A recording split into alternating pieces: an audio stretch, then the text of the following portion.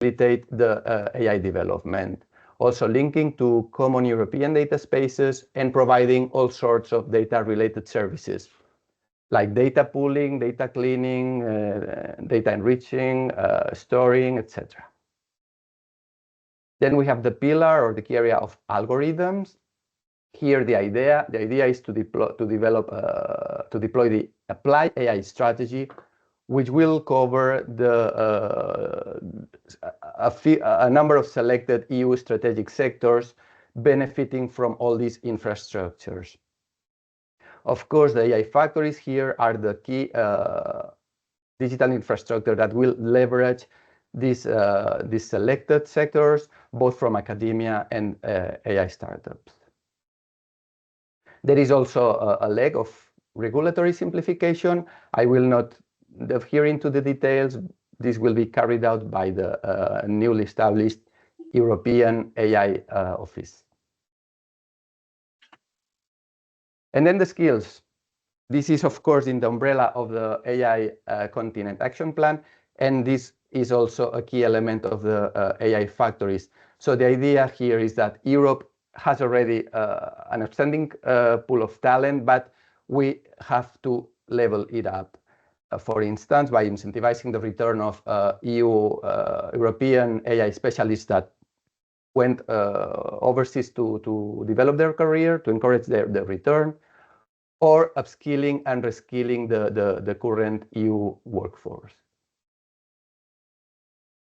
So, AI factories. As many of you might be aware of, this action was launched in July last year.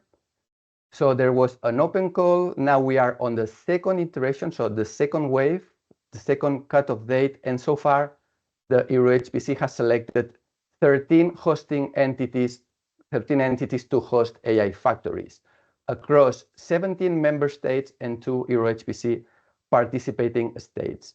This will involve the deployment of 9 new AI-optimized supercomputers and the upgrade of one of the existing supercomputers in the network.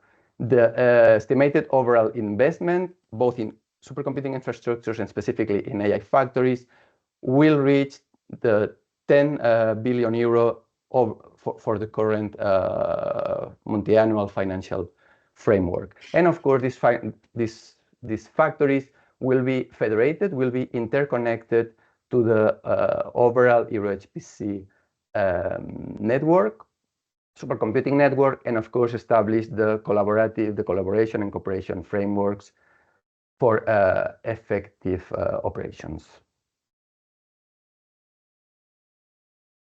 So now into the concept itself. So what are AI factories? The key word here is ecosystems. It's not just a supercomputer, it's not just computing capacity and data, but the whole ecosystem. So we really believe that for this initiative to succeed, all the elements there have to be put, including supercomputing, data, but also all the development facilities and environments, and of course, very relevant, the human capital, the human talent, in order to support the European industrial and research ecosystems in developing their advanced AI models and AI applications. We expect after the next cutoff, the next cutoff date this summer, more than 15 AI factories and several AI factory antennas. I will also explain briefly what an AI factory antenna is. They are starting to be operational already this year, 2025, and through 2026. They will specialize in a number of key strategic sectors. I will also show some details afterwards on this. And the largest factories are expected to have around the order of magnitude of 25,000 advanced GPUs. This is a bit the graphical representation of what I already mentioned. So, of course, the supercomputing capacity is there in the core, in the center of the factory, but it needs to be surrounded by a number of key elements: data, talent, programming facilities, links to the cloud, and the specific AI and HPC services for the users. Also very relevant, the links to the external AI ecosystem, including common data spaces, AI artifacts like pre-trained models, etc., that are already up there in the market. Also very important here, this concept of one-stop shop. So we really aim at AI factories covering the whole life cycle, the whole needs of the AI developers, AI users. This is just to emphasize this concept of data labs to facilitate access to high quality data in order to facilitate the AI development, the efforts to develop these skills and talent, links to the cloud, and also the networking. So very important here, an AI factory, it's not an entity on its own. It really needs to be interconnected. We are looking for synergies around the whole AI factory network. So what was when we were defining this strategy, this AI factory strategy, and here I would like to highlight the point that this was really a co-creation effort. A number of workshops were carried out, both with the HPC community, so with HPC hosting entities, and of course the AI communities, both from academia and science and from industries, startups, scale-ups, etc. So here what is relevant is that it's really a collaborative effort. On the one hand, we have the EU strategy on AI factories, so the initiatives that the EU is going to actively fund. And on the other hand, we have the national effort. So the national contributions from the member states or participating states where the AI factories are hosted. And this really needs to work synergically. So there are some activities that make sense to do at Central European level because of the European EU value. And some of them make sense to be localized to cater for the specific needs, for the specific specificities of each national local community. As I was mentioning before, the selected AI factories are covering a wide range of key strategic sectors. Here, I would like to emphasize that these sectors were not pre-selected top-down. They were the AI factories proposers' own initiatives, but happily enough, we see that they are covering the whole spectrum of key strategic sectors as well for the Union, from health to environment to finance, space, manufacturing, etc. I already mentioned this AI factory antennas concept. So here the idea is to allow member states, participating states, that maybe they do not want to host their own supercomputer just because it's not on their strategy, or they don't have the current capacity now to carry out this huge supercomputing facility investment. So to allow these countries to host their own AI factory antenna services. So how will this work? These AI factory antennas will associate to one of the existing established AI factories with their own supercomputer, and they will create this link. So they will leverage the computing capacity in the established AI factory, and they will develop on top a layer of localized AI factory services catering for their national communities.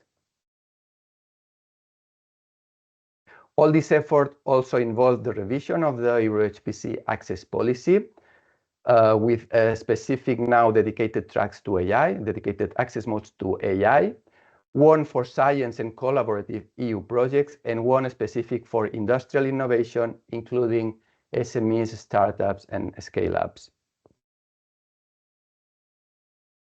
The industrial innovation access track includes 3 access modes for different user needs and user maturity levels in in HPC applications. So a very fast track, playground track, a fast lane for a bit larger compute capacity, and then the large scale mode for the really advanced use, aiming at training very advanced AI models. Also a dedicated track for science, available for users from academia and research, established in member states, associated to public funding programs. So very important as well, we have this concept of one-stop shop, and we have also this concept of single gateway. So any user across the union, no matter which country, which state, which member state they are, or participating state they are located at, they will have access to these AI Factory resources and services through the gateway established by the Euro-HPC joint undertaking through their website. So I guess this will be vastly mentioned through the session today, but we wanted to make sure that we were facilitating access, clarifying the access way to users to these infrastructures through this single gateway. And to close this introductory presentation, just a quick mention to gigafactories, because you might have heard about the launch of this call for expression of interest. So this was announced by President von der Leyen in February in the AI Action Summit in Paris. And the concept here is to building on what is being developed in AI factories, to taking up to the next level, to really enable massive facilities beyond. Here the idea is to go beyond 100,000 advanced GPUs. That is the order of magnitude of hundreds of megawatts to power these facilities.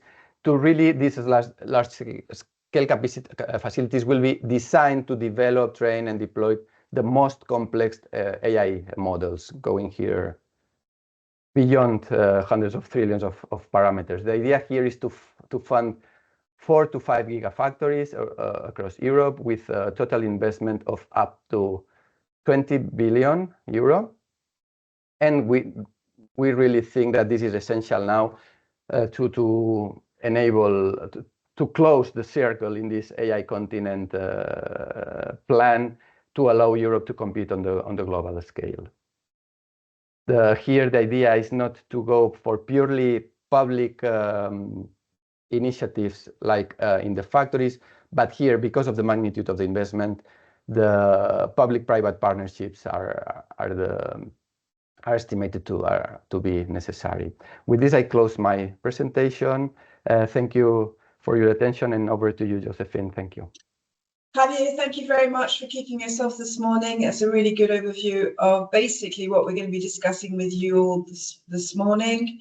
Just a couple of housekeepings. We've got already a few questions in the Q&A, some of which Javier will be answering directly, some which you may not feel so comfortable about, but we'll answer them throughout the morning, and you probably will get the answer from the different presentations that come through. Can I ask, please, those of you who turn on their AI bots not to do so? We don't like that, particularly in this JU, and if we see them, we will turn them off.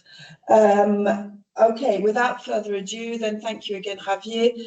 My colleague, Vangelis, are you there, Vangelis? Vangelis will now present, he's the head of infrastructure for the joint undertaking, and that will now present the systems. Javier, sorry, Vangelis, the floor is yours. Yes. Hi, there you are. Thank you, Jo. Good morning all. So my presentation will be quick and to the point. Also, already Javier presented lots of concepts and an overview of the systems access. So I will focus on heavy metal. And by heavy metal, of course, I mean our systems. Let me share my presentation. Okay. So without delay, I'm jumping directly to our infrastructure. So probably you're familiar with Euro-HPC. You know that we've been building a supercomputing infrastructure since 2019, essentially. And during these years, we have put into place 8 systems that are currently operational, which are some of the biggest systems in Europe and bigger in the world.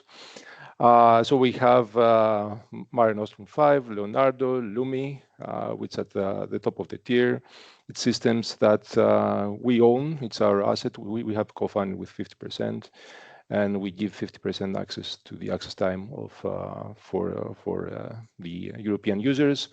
Then in the first wave of systems also, we have procured and put into operation these 5 petascale smaller systems. Since back then in 2021, these were systems in the capacity of 5 to 15 petaflops. So this is Deucalion, Meluxina, Vega, Carolina, Discoverer. These were one of the first systems that we have put into operation and have given access to Europe. And then this effort is ongoing. We have Jupiter. This will be our first exascale system, the biggest system that we're installing now. I say coming sooner because it's coming sooner than those that are also coming soon. So Jupiter it's being installed right now. We expect to go operational in the summer, and then we have some mid-range systems, as we call them, Daedalus and Arrhenius, which have just been awarded to the constructors, the companies that will build them, and they are under construction, let's say, put it this way. And then also we have Alice Recoq. This is the second exascale system, and this is in the process of ongoing procurement. So this systems is in the, let's say, the first wave, and they were available when the ChatGPT frenzy started, like 2 years ago. And we were in this advantageous position that as EUROSPC, as an organization, we owned systems that they were very well designed for AI applications. So it, as a natural consequence, immediately we started offering some of the systems to cover the immediate requirements of the AI community in Europe. If we want to put the current state of the infrastructure into numbers, so I have put all the systems in one slide. I mean, if we add up all the capabilities now offered, so we are offering around 20 partitions, different computing partitions with architectures, which are CPU and GPU nodes. CPU, we are offering AMD Intel x86 CPUs as well as Fujitsu ARM. But I think it's more interesting for the AI community is the GPU capacity that we provide. And right now, if we add up all the systems together, it's around 43,000 GPUs, which at the moment are mostly NVIDIA A100, some H100, and AMD MI250X GPUs. Now, this is the first phase, but as part of the AI Factories project now, of course, we are moving forward. We are shifting our attention and also our budget to the design and the deployment of specifically AI-oriented systems. So this map, you saw it already from Javier, is the map of the 13 AI factories that we have selected so far. Now, there is a mixture now of strategy here. Some of these AI factories already have systems, so they will provide these systems as part of the AI Factory access and AI Factory service portfolio. So these 3 AI factories that in part of the proposal, they came with an existing system, so they're not procuring a new one. So this is Jupiter, Alice Recoq, and Daedalus. And then there are AI factories that have come. They plan to procure a system. But until a new system, that AI optimized system, is available, we're using the existing supercomputer, the existing capabilities to cover for this intermediate period the requirements for the AI applications. So this is, for example, is BSC.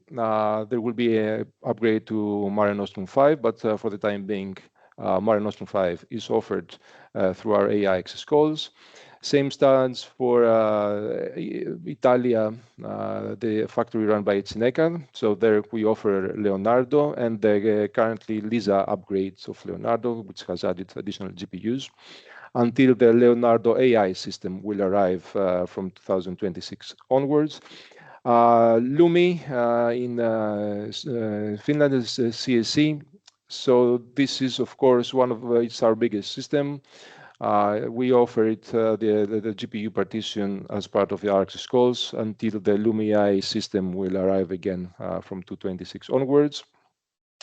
Meluxina, one of our smaller systems, but with a significant GPU capacity, is provided by LuxProvide. Again, here we are procuring a new system. Already the procurement is ongoing, the Meluxina AI.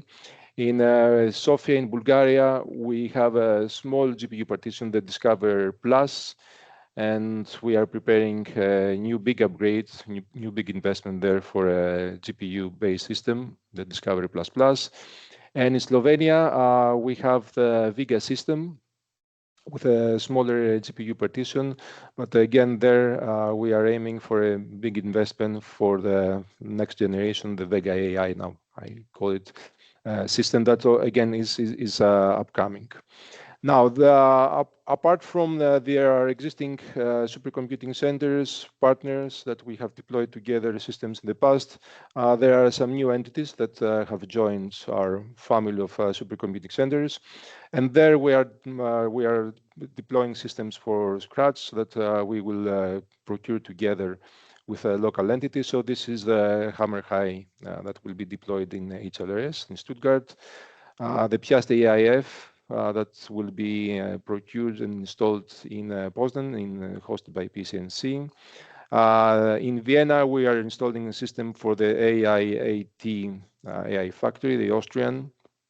And also finally, in Sweden, the Mimer AI factory that is operated by the University of Linköping. Although there already we are installing the Arrange system, there will be a new one specifically designed for applications that will, the procurement is also going to be launched for this one. So all this new capacity, new capabilities, we expect to see becoming operational for 2026 onwards. Until then, we will continue to rely on our existing systems and our newly procured system, especially Jupyter and Lise Frecoq. More information about all the supercomputers you will find in this link. And later on, my colleague Clara will give you some more information about our access calls and how practically you can request access to use these systems. And with this, I finish my presentation. Thank you all for your attention. Vangelis, thank you so much for that very speedy overview. Really grateful. Lilith, are you ready for your session? Yes, thank you, Jo. I will just share my screen.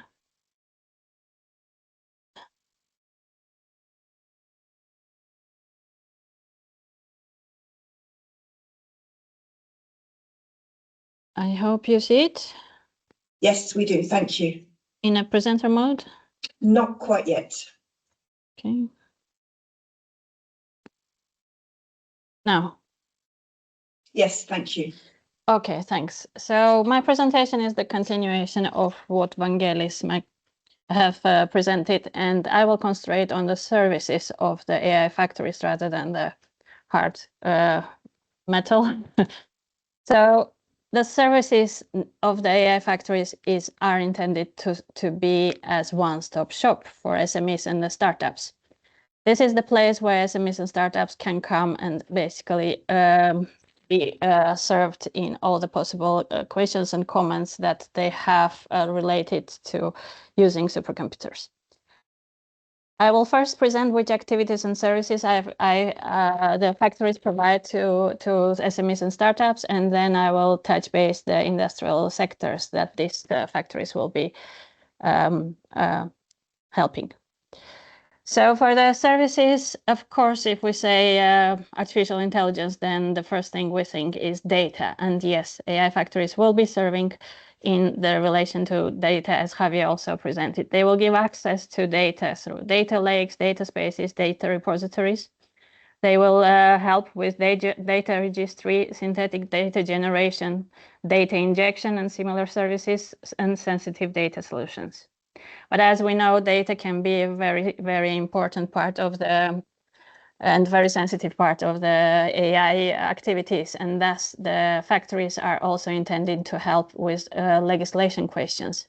They will have legislation consultancy to support for regulatory compliances and also sensitive data protection compliances.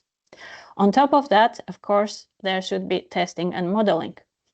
You will be able, as an SME and startup, to do prototyping at AI factories, to access and set up the test beds.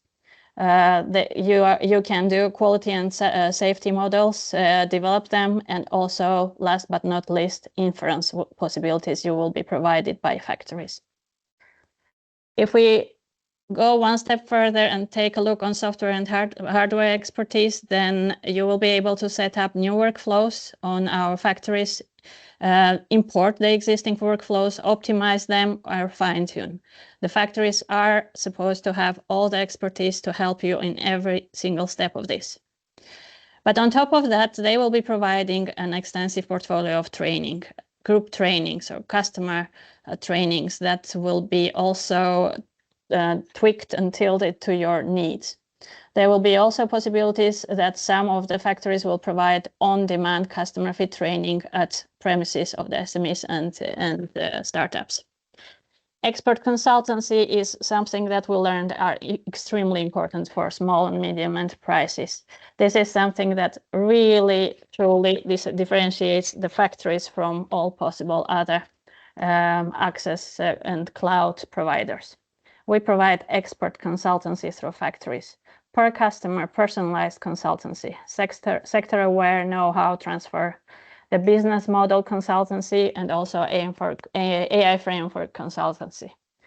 Moreover, you will have a possibility for physical co-working hubs. Some of the factories will be able to provide you the physical space where you can talk to your colleagues from other companies, for example, or the experts or the consultants to come up with even greater ideas and more work possibilities for AI optimizations.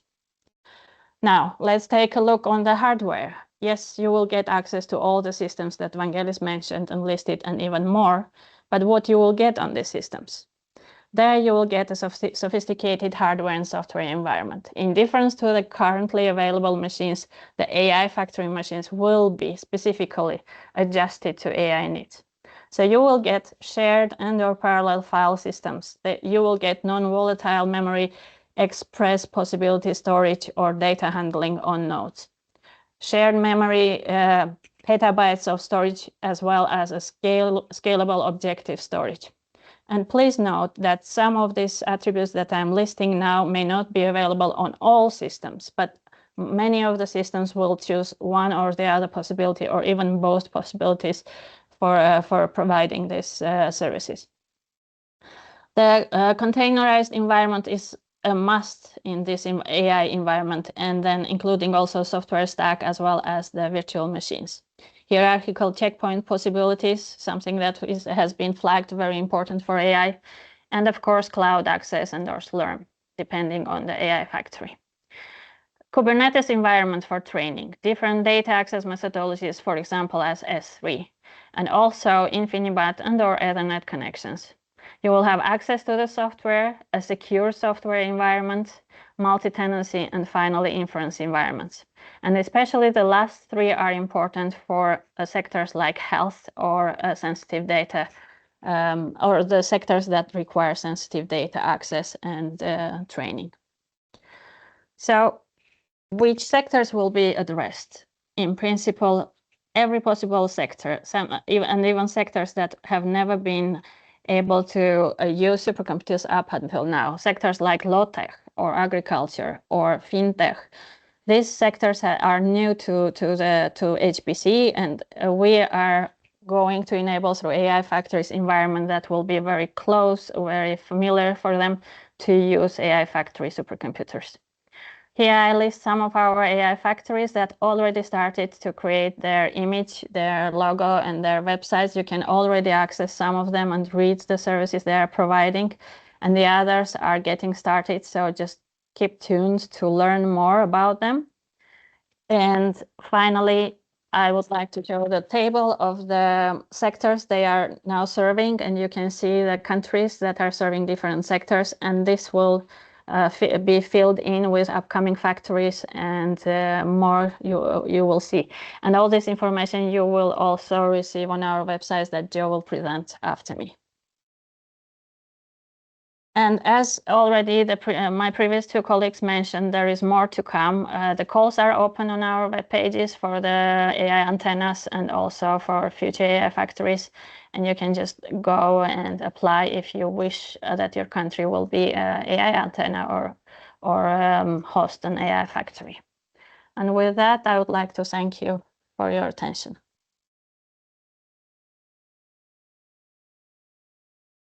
Someone muted me. Oh well.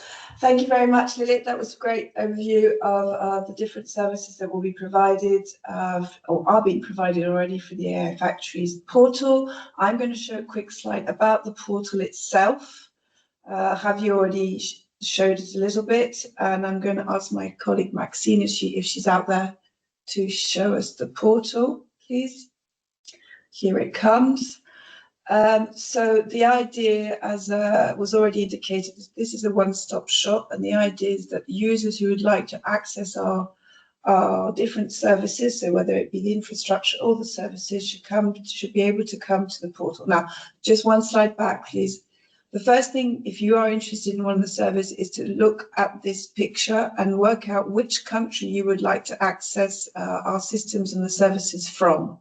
As you can see at the moment, there are 13 countries that are ready and waiting, but actually there are more than that, because, for example, the LUMI system is made up of a consortium of 4 or 5 different countries. So, for example, if you're if you're Danish, you can go to the LUMI system, and if you're, for example, Turkish, and I see there's a lot of Turkish colleagues on the line today, you may want to go through the Barcelona supercomputing system. So that's the Spanish one, for example.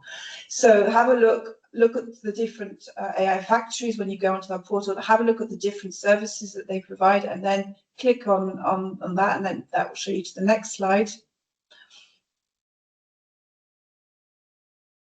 Next slide, please. Thank you. So what happens is you will then get onto the portal. So you will get onto the gateway to access our AI factories on our website. That will take you to the portal with the picture with all the different flags. And then you then go from so say you choose the Italian Leonardo AI factory, you will then click on that, and that will take you to two areas. One is the services provided by the different countries, or it could take you straight to the AI Factory access calls. And Clara, my colleague, will talk in a lot more detail about the different calls and who's eligible, who isn't, and how you go about applying for a call. Or you could simply just want information from the joint undertaking, in which case you click on Help Desk AI Factories, and you put your question in, and we will then be able to answer your questions directly. So I really invite you. This is basically the message of this part of the presentation: is while you're listening to us speak, go onto our website and have a look and play around with that. And here is the link to our website. If you want, we'll leave this for a couple of seconds so you can actually click on the QR code directly from your laptops, hopefully wherever you are. And hopefully that will take you, if you don't, take you to the AI Factory portal. And then from there, you can start having a look around while we speak and present you the other activities. Okay, that's what I wanted to say on the portal. We are answering your questions as and when they come. if we can answer them. If we can't answer them, we won't. Simple as that. And you know who you are if you've asked that sort of question. We are now running 15 minutes early, which is brilliant. So thank you very much to my colleagues for going so fast. I'm going to keep going because I'd like to ask, and I would like to ask Clara, if you're there, to present, give us more information about how to apply access to a supercomputer and an AI factory. Thank you, Clara. Hi, thank you, Joe. Good morning, everyone. Okay, let me share.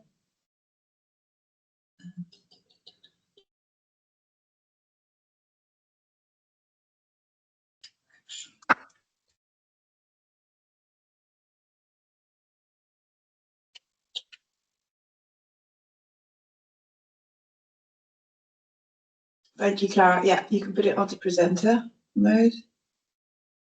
See? Yeah, perfect. Thank you so much. The correct one? Actually, that's the version we could, yeah, we can, this is your version, but it doesn't matter. I used to do trying it. Just a second.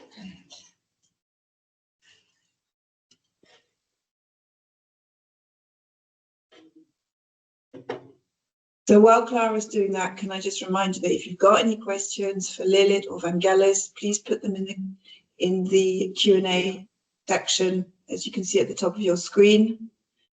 And yeah, and we will continue now with Clara. Thank you, Clara. Okay, I believe now you see the correct one. Yes, perfect. Thank you so much.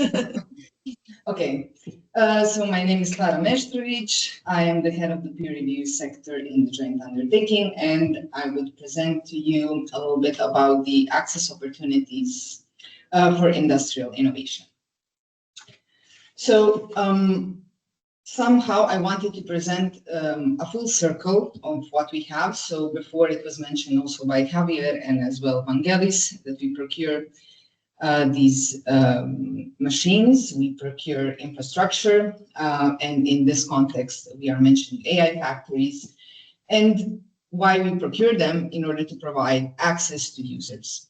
How we provide this access is via different access modes that cater to different needs of users, and in order to ensure fair access, we have an established peer review process per different access mode. So this was as well already mentioned, but I wanted to highlight somehow the full opportunities that we provide as a joint undertaking. So we have calls for traditional HPC. So these 4 calls have been running for several years now. So we have benchmark and development, which are intended for preparatory access for testing, and regular and extreme scale access, which are intended for bigger production runs. Then, besides the traditional HPC, we have now introduced something new, which is the calls for AI applications, which we are referring to as AI factory access calls. In this case, we have a call for science and as well for industrial innovation. Within the AI for Science, we have the AI for Science and Collaborative Projects access mode, and the AI, and for the industrial innovation, we have 3 access modes, which is playground, fast lane, and large scale. We will today focus on these 3 access modes, considering the topic of this webinar. Before we can go into detail about how the access modes actually look like and what are they intended for, I would like to highlight the eligibility conditions for accessing our systems and for applying as well. So who is eligible in this case? What we see written here on the right side, this is taken from a regulation. I will try to simplify it a bit. So this is applicable for all of our access modes, not only for industrial innovation. And this means that the project lead and the team members have to be affiliated with organizations either listed in the country's list, either of Horizon 2020, Digital Europe Program, or Horizon Europe. So this may sound a little bit complicated with the years and mentioning the regulation. This basically means at the moment we are offering the systems funded by Horizon 2020, and in this case, project lead and team members should be affiliated with countries in the Horizon 2020 list. As we proceed in the future, this list will expand, considering the funding comes from a different program for new machines. And in this case, the list will be slightly enlarged, and it will be applicable from Digital Euro program or Horizon Europe countries.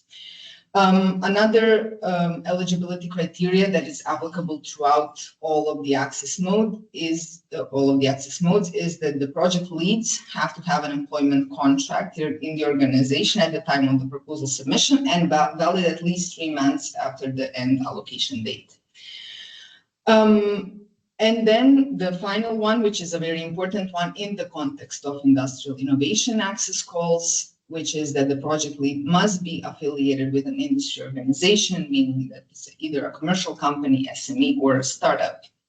So this is an eligibility criteria. We also require to provide a valid VAT number or a PIC number.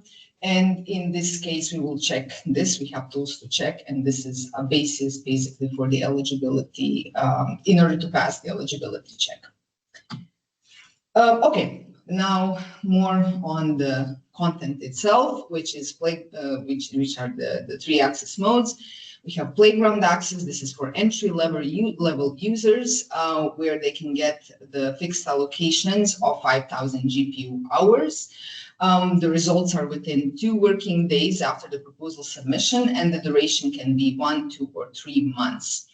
Then we have the fast lane access. This is already for users that are familiar with HPC, and this is for allocations up to 50,000 GPU hours.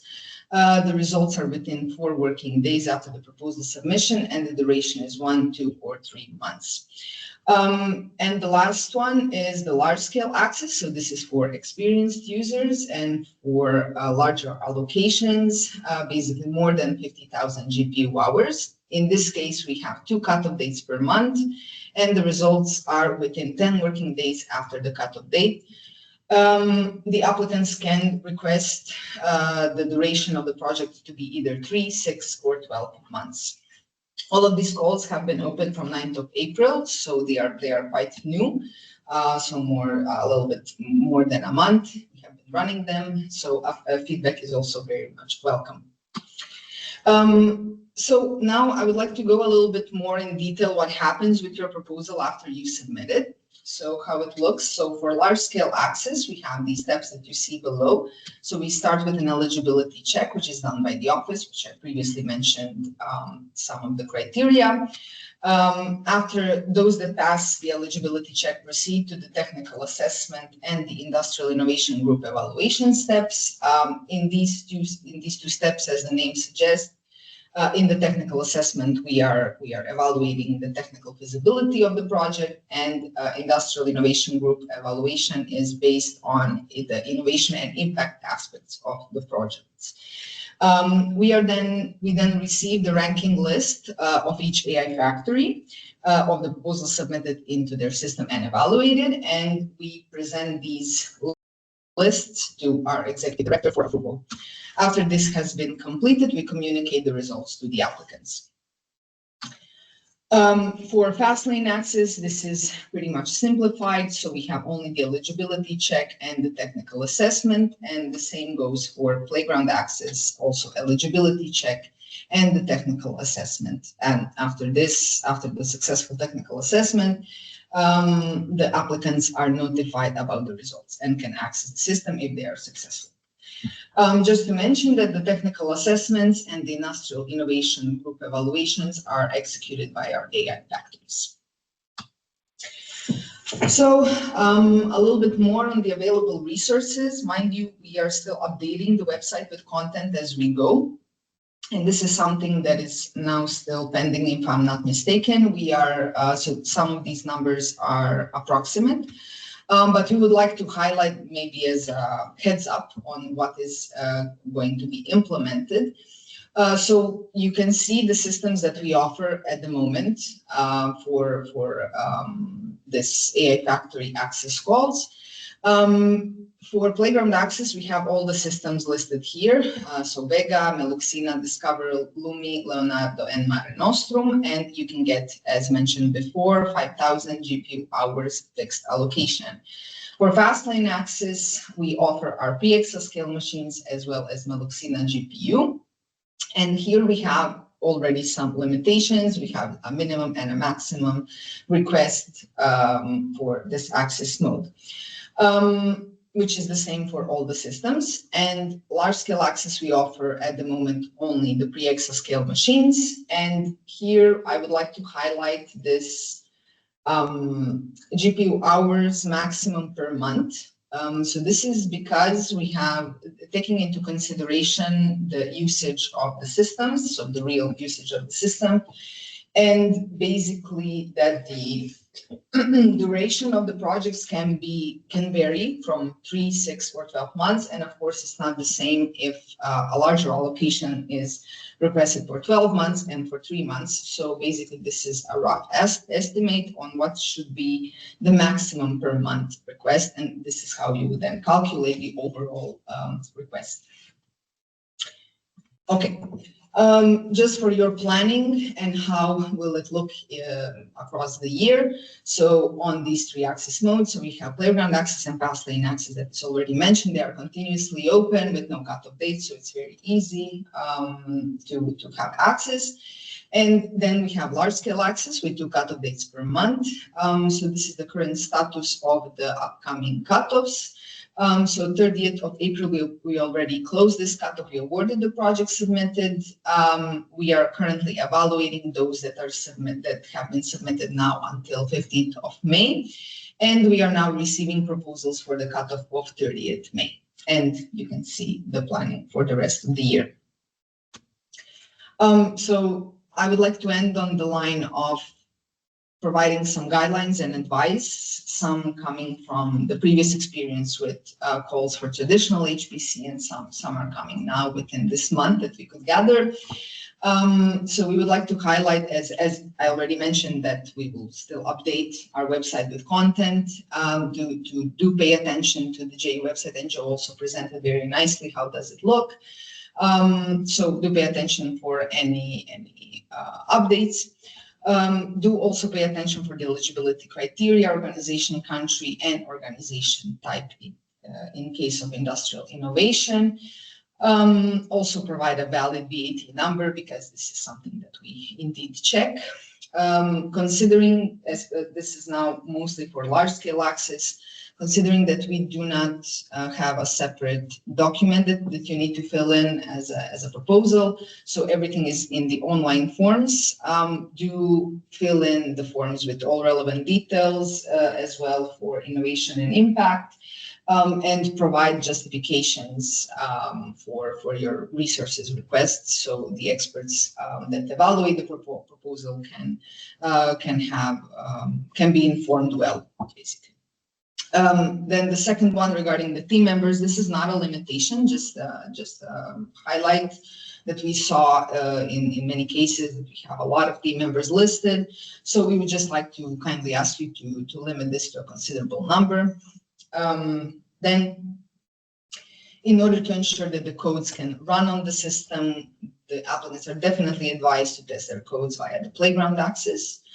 And then the one maybe that will not be the most popular, but it is very important to note, considering the numbers of users on our systems, we would kindly ask the users to plan the resources usage carefully and to try to have homogeneous usage throughout the allocation period.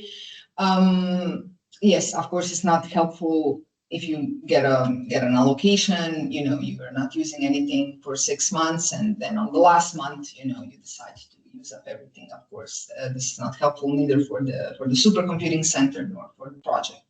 So we do emphasize on this one quite a lot. Then take the provided feedback from the Industrial Innovation Group as well as the technical experts into consideration. This is super important, especially in case if you have been rejected and want to resubmit the proposal. And also, of course, if you have been awarded, they mean well. and as well to communicate any issues or concerns in a timely manner, both to the AI factories and the JU. This is, of course, regarding any technical questions that you may have. We would strongly advise to communicate with the selected AI factory, and of course, anything related to procedures. You can drop us an email anytime. Just before I close, I would like to highlight that we have an upcoming conference on EuroHPC User Days in Copenhagen in Denmark, which will be at the end of September, and you're more than welcome to attend. So this is it from my side. Thank you. Excellent, Clara. Thank you very much for that. And just to say that the whole of the JU will be present at User Days if you're interested. And for those of you who are going to ISC in Hamburg in June, we will also be there at our booth and happy to take questions. Now, I am going to suggest that we take 10 minutes break now before the next sessions. So I'm going to close the meeting. Well, we could keep the meeting open, but we'll come back to you at 11, so 10:40 Luxembourg time. And in the meantime, we will put up the QR code again so that those would like to already try and access directly onto our website and onto the different calls that Clara was talking about. You can already start having a look at that. So my colleagues are going to kindly put up the QR code again. And after the break, we will have presentations from 5 of our AI factories. There are actually 13, but 5 today will present their different activities and services. That doesn't mean that the other, how many have we got left? The other 8 aren't available as well. It's just we picked 5 this time. If you want to meet all 13, then again, you can meet them at ISC in Hamburg in June. So without further ado, we'll be back at 10:40. Thank you very much.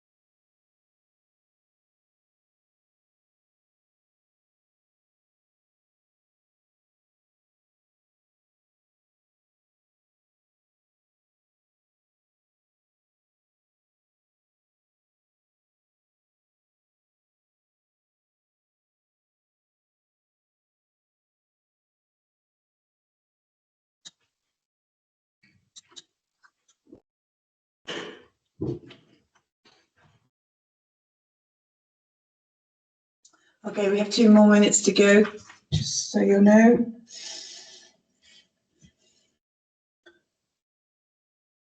So while we're Should I share waiting, my screen in the meantime, Joe? as or we're saying, wait? Laura, if you're ready to share, then we can already get that going. I can just, yeah, start sharing now. And Very good, and then we can start, and then I'll introduce you.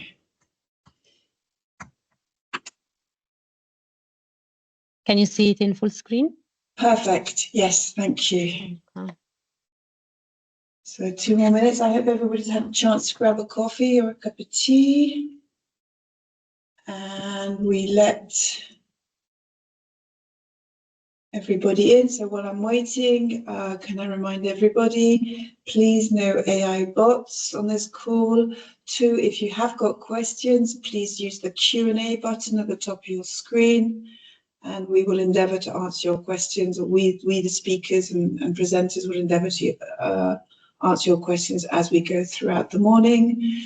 This session will be recorded and will be posted on our website, and the slides will also be available on our website.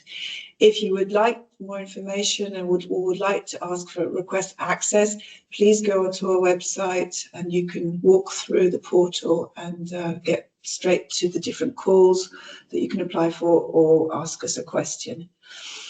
I'm now looking at the time. It's exactly 10:40. So Laura, I'm very delighted that you could join us. You've got a big day today, launching the AI Factory in Leonardo in Bologna, Italy. Laura, please, you have the floor. Thank you so much.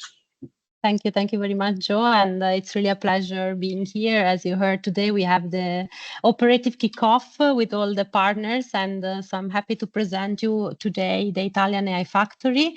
I'm Laura Morselli. I'm the technical project manager of the Italian AI Factory. And I work at Cineca, which is the supercomputing center in Italy. And as you have heard before, we host a pre-exascale supercomputer called Leonardo, which is also the pillar of the first starting month of our AI Factory. So let's go straight into the business. So what type of services and what type of audience we wish to reach with our project. So we really wish to reach to different type of users. So AI for science, so typically academia and research, which are already the typical users of our infrastructure.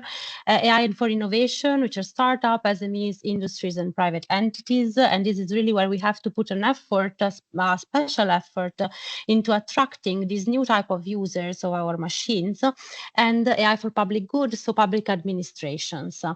In particular, we have, if you look at the lower row, the services, we have divided our services into 4 main categories, and we will go a bit more into the details of each one later on. So we have services related to the world of data. And of course, we know that data are fundamental to develop AI models and also to build the services that rely on AI.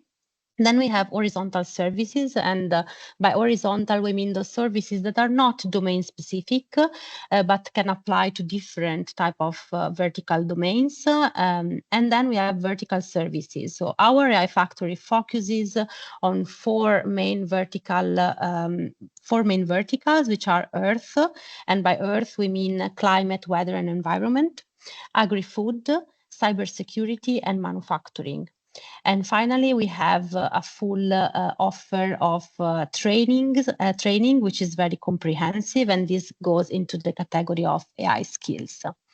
You can see in the middle these AI gates. Who are these AI gates? These are already existing initiatives or organizations at the European or national level that are already operational. They are already close to the AI users. So they are maybe closer to the AI users than us as of now, depending on the type of the AI user. So we foresee with these gates a special interaction that has already started.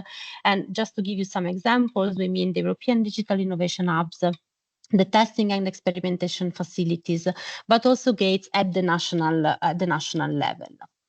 So As you heard before, our pillar as of now that provides the compute power that on which the services are built on is the supercomputer Leonardo, which will be soon upgraded with a partition which is already AI enhanced with 8 GPUs per node and more than 160 nodes that will arrive by the end of this year. But we are also putting in production right now and in the room close to me a cloud system which is called Gaia, on which we foresee that some prototyping of services will happen with the umbrella of the AI Factory, and then the forthcoming AI optimized system that will come next year. And all these systems are housed here where I am right now, which is the data center at the Bologna Technopole. And this infrastructure really provides a computing continuum that can really address the different requests of the ecosystem. Just a few details on the infrastructure. As of now, Leonardo has the booster module has more than 3,400 compute nodes. Each node is equipped with 4 NVIDIA A100 GPUs. They are custom GPUs because they have 64 gigabyte of memory. We have also a data-centric module with more than 1,500 compute nodes. And as you've heard, LISA is upcoming with 8 GPU H100 per node. And here are the specification also of the Gaia Cloud. So you can see this compute continuum that we are putting at the service of the AI Factory and the Italian and European users. Now let's go a bit more into the details of the different services. So data is really the driver of AI research, but also AI innovation. And so we are putting together a series of services that go from access, management, valorization, creation of new data set, really to empower the ecosystem. So we are building catalogs of on-premise data set, which will have facilitated access. We are building a catalog of a national data catalog, putting together those connectors that are needed to facilitate data transfer with other catalogs, both at the national but also at the European level. And this also goes into the external facilitation of external data acquisition. We are providing data orchestration tools and also some more, let's say, infrastructure-related services that are dependent on the type of storage, so cache-mediated data access, multi-protocol storage service, and also a support dedicated to synthetic data generation, which is becoming more and more important in these days. Horizontal services, by this we mean the comprehensive support for AI research and innovation. For example, high-level support for developing AI on HPC, and this goes from the support on pre-training, continuous learning, domain adaptation, fine-tuning, building retrieval augmented generation services or pipelines, doing model compression and optimization. If you then have to go for inference on an infrastructure that is different from the one where you have done your training, agents, and more. And here we have already a lot of experience from what is the support that we have seen coming in the past month. Of course, we foresee the fast deploy. We want to support the fast deployment of AI frameworks and pipelines. We are working to on-premise model hub so that the transfer of the checkpoints of models, at least the ones that are more commonly used, will be avoided. We are providing federated learning as a service, but also services related to testing of models. And testing goes from stress testing them for prototyping for inference, A/B testing, but also security assessment related to regulatory compliance. So there will be a family of services fully dedicated to support for regulatory compliance and access to regulatory sandboxes that will go really from compliance by design, so at the designing stage, till the inference and production phase. For vertical services, as you heard, it's AI solution and support to accelerate research and innovation in 4 sectors. And for these 4 sectors, we do internal development of large-scale sector-specific open source models that will be released to the ecosystem. We will also do management of high-quality sectorial data sets that are compliant with European regulation. We will do refinement and development of services based on the large-scale models that will be developed, and also support the users to do development of customized AI services on these 4 verticals, and in general, the support to develop services on these 4 domains. For example, if a user is looking for a dataset and doesn't know where to look for, we will support on that. And finally, we have the training. It's a comprehensive offer that includes the setup of a learning platform, while the users will find, for example, live remote sessions, pre-registered courses that the users can do at self-paced speed. We will organize hackathons, face-to-face courses, advanced schools for different type of users. We will also provide internship in the organizations of the consortium, live question and answer with the experts, and so on and so forth. So we are putting together a very comprehensive offer. So I really have few take-home messages. So what is new is that we have new opportunities available for SMEs and startups to access AI-optimized HPC resources at the national and the EU level. The European calls are already open. For the national calls, that will be open very soon. We are working extremely hard for that, and we are targeting the beginning of June to open the national part of our supercomputer, which is split 50-50. Developing AI models and AI-powered services will become easier thanks to this comprehensive ecosystem of tools, infrastructure, and also expert support.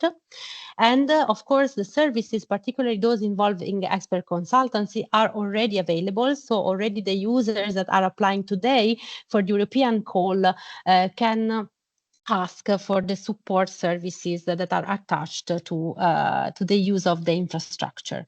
So as of now, you can follow us on LinkedIn. We have a courtesy page that is ready. We just need to really fix a couple of things. I hope it will be already online today, and I'm sorry that it could not be online already for this webinar. But you can follow us on LinkedIn, where we will post all the updates. And this is the list of promoters, other participating member states that were together with Italy in the funding for the new infrastructure, and also the partner of the consortium. And I thank you very much for the opportunity to present.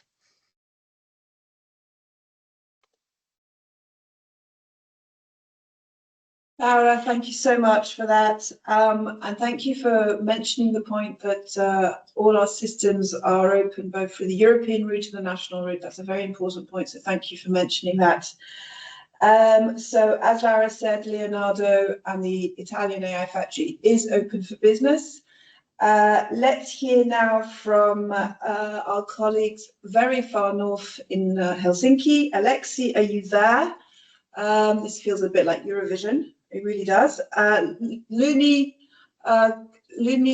is our system right in the north of Europe, and Alexi will present what is going on in the Lumi AI Factory. Just one last little point, just to point out that the Leonardo system is also, the consortium is also made up of Austria and I think Slovenia, if I saw that. That's very useful to know. Lumi is a consortium of 5 different countries, and maybe Alexi can talk about that a little bit too. Thank you. Alexi, are you there? Yeah, I'm here. I hope you can hear me. We can, and we can see you. Perfect. Okay, very good. And you can see my slides as well. Yes, we can. Thank you. Very good. So, very excited to talk to you. My name is Alexi Kallio. I'm from CSC, and I'm directing Lumi AI Factory service development.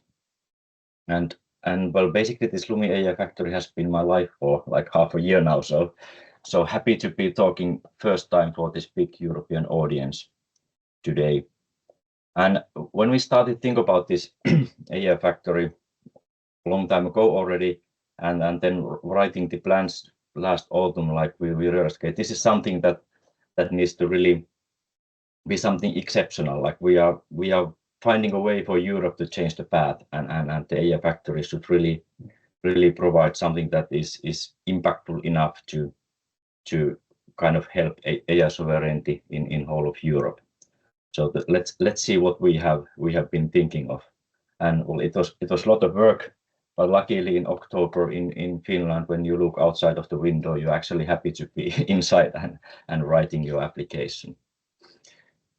So Lumi AI Factory, we think that like it's exceptional in quite many ways. So well, first of all, it's three things as AI factories can be. So it's an AI optimized supercomputer called Lumi AI that will arrive later. Then it's the AI Factory Service Center. We call it Service Center just for clarity. So that's kind of the part of AI Factory that provides services for users, training, expert support, and so on. And that's running as of now. And then finally, there's a third component, experimental platform, which is a quantum computing platform based on European technology, and that will also arrive later. And with the total budget of over 600 million euros, this is of course a serious step up in AI computing capacity, like for Lumi consortium, but then I hope for whole of Europe. And with Lumi, we have a consortium of 6 countries, so Czechia, Denmark, Estonia, Norway, Poland, and then Finland as a coordinator. So and all of these countries have already collaborated in Lumi consortium. So we believe that this is like a really strong basis for developing the services. And of course, some additional countries are looking to join us and then us. So we hope to grow the consortium even further. We started the project already in March, and then official public launch was 2nd of April. So we've been kind of on business since then, and already provisioning services. So the first company cases are up and running right now that kind of came as a result of the launch event. And yes, timeline. So as mentioned, Lumi AI Factory runs today on Lumi, which is still the largest of the operational systems today and will remain sizable for the foreseeable future. And then we are procuring a new system, Lumi AI, that's also now ongoing to procurement. And of course, the kind of the timelines will pretty much reflect the timelines of the next generation of GPUs. And then the service side of things, the AI Factory itself is operational. So we started, launch was 2nd of April, and hopefully, of course, we'll run this then alongside the Lumi AI system to distant future. And then finally, the experimental platform, the Lumi IQ system will also arrive next year. And just to mention that now that we are building on existing Lumi system, so we have quite a lot of things that already exist. The environments are there, the AI tools are available, and of course people have been running AI workloads for years already, and we also have the training courses and lightweight computing environments to support teaching and self-learning. But yeah, now you've heard that AI factories are a one-stop shop, and that's indeed true. But then our thinking is that it's not only that. So we don't try to be only a one-stop shop. Of course, we are a one-stop shop. So we have a comprehensive service portfolio coming from large consortium, large project, and of course a track record from Lumi. So we know we have some experience on how these services are run and how to also integrate them.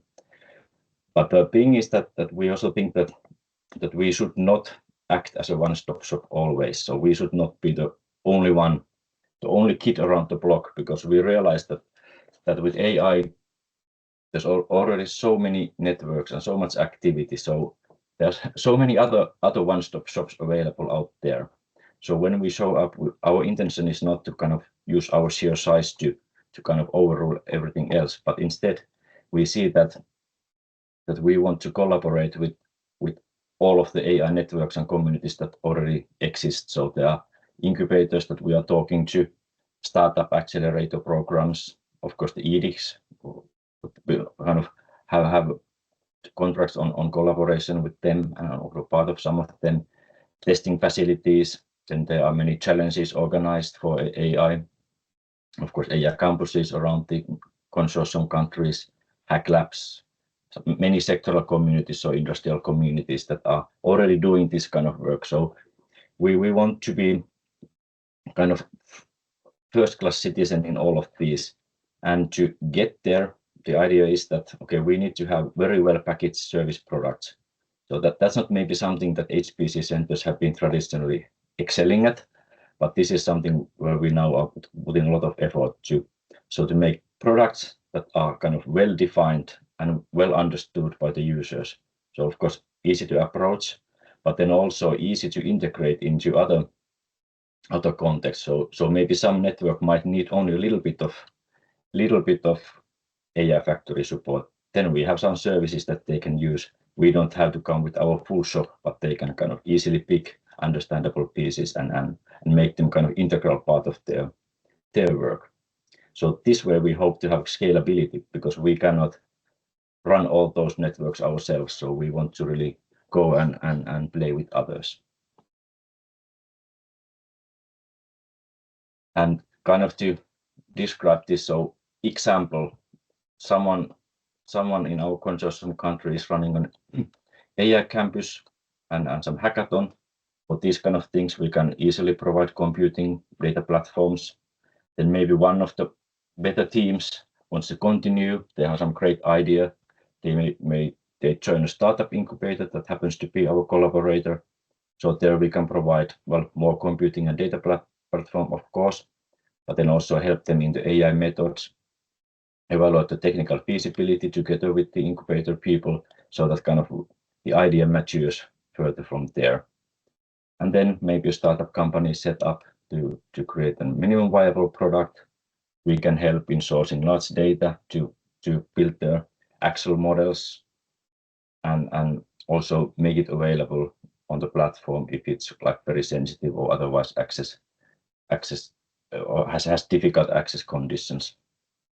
And then finally, maybe the company joins an accelerator program to really get into the market, and there we can then help with consultation efforts on the technical questions like scalability, compliance questions to help them get to the market. So this is the idea that we will hopefully show up throughout the kind of path that the one idea, one group of users might take when they work with different AI networks and communities. Then about services. So of course the services are wide and many, so I will not go into much detail. They cover compute data and talent as AI factories do, and there are some extra efforts to maybe pinpoint something that would have a special value in European context. So services for talent, we of course run the training online on site, consult on AI readiness of the companies and users, have starter packs, run interventions to kind of help AI adoption in companies. Then we do have a co-working space, and the idea is that would be especially interface to early innovators, so like students and early phase startups like that are really cannot put much effort into it, but can show up in a co-working space and be helped in there.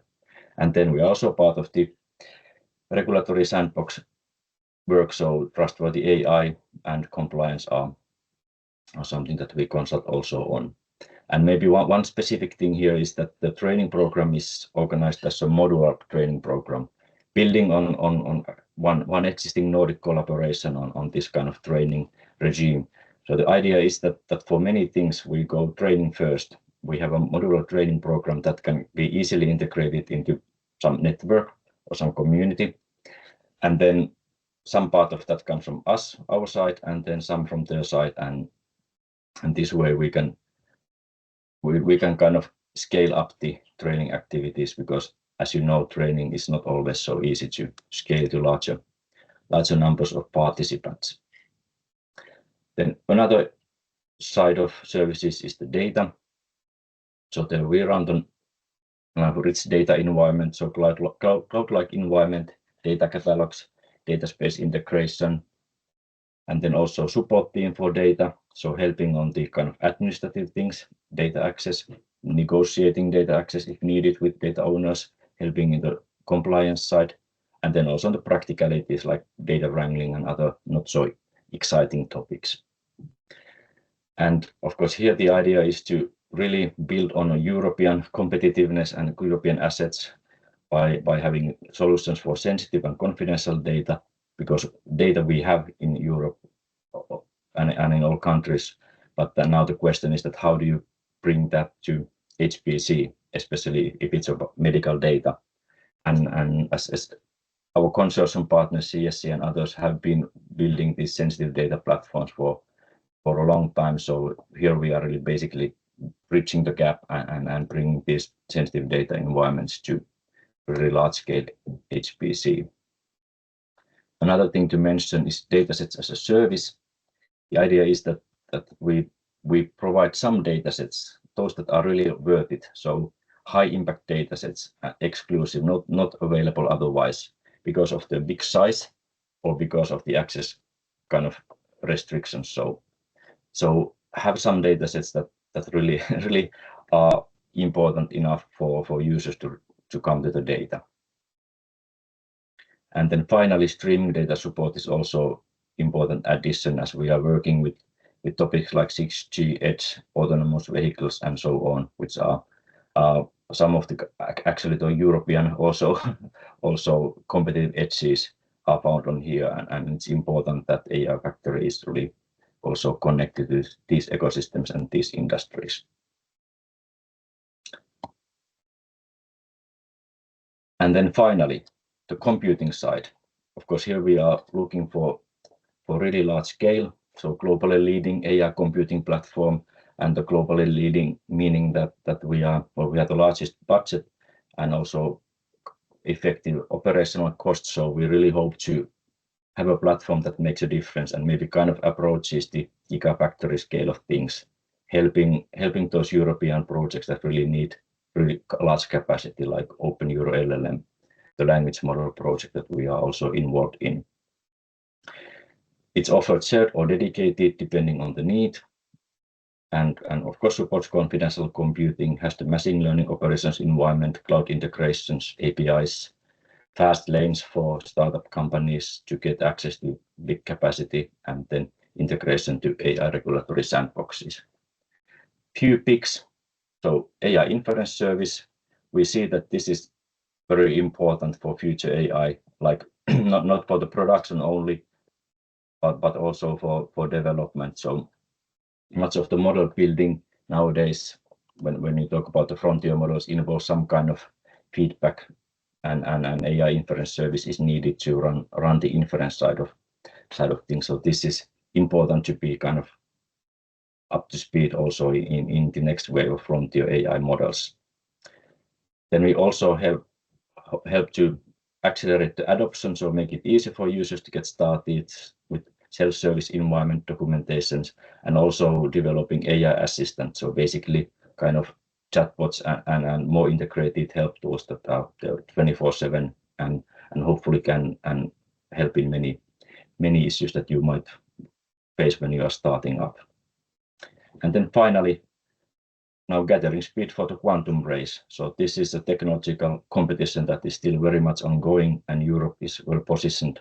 So we really hope that building a European technology and integrating it to this very large AI platform will create a very exceptional platform for AI quantum computing challenges, and also boost the kind of the competitiveness of the whole continent.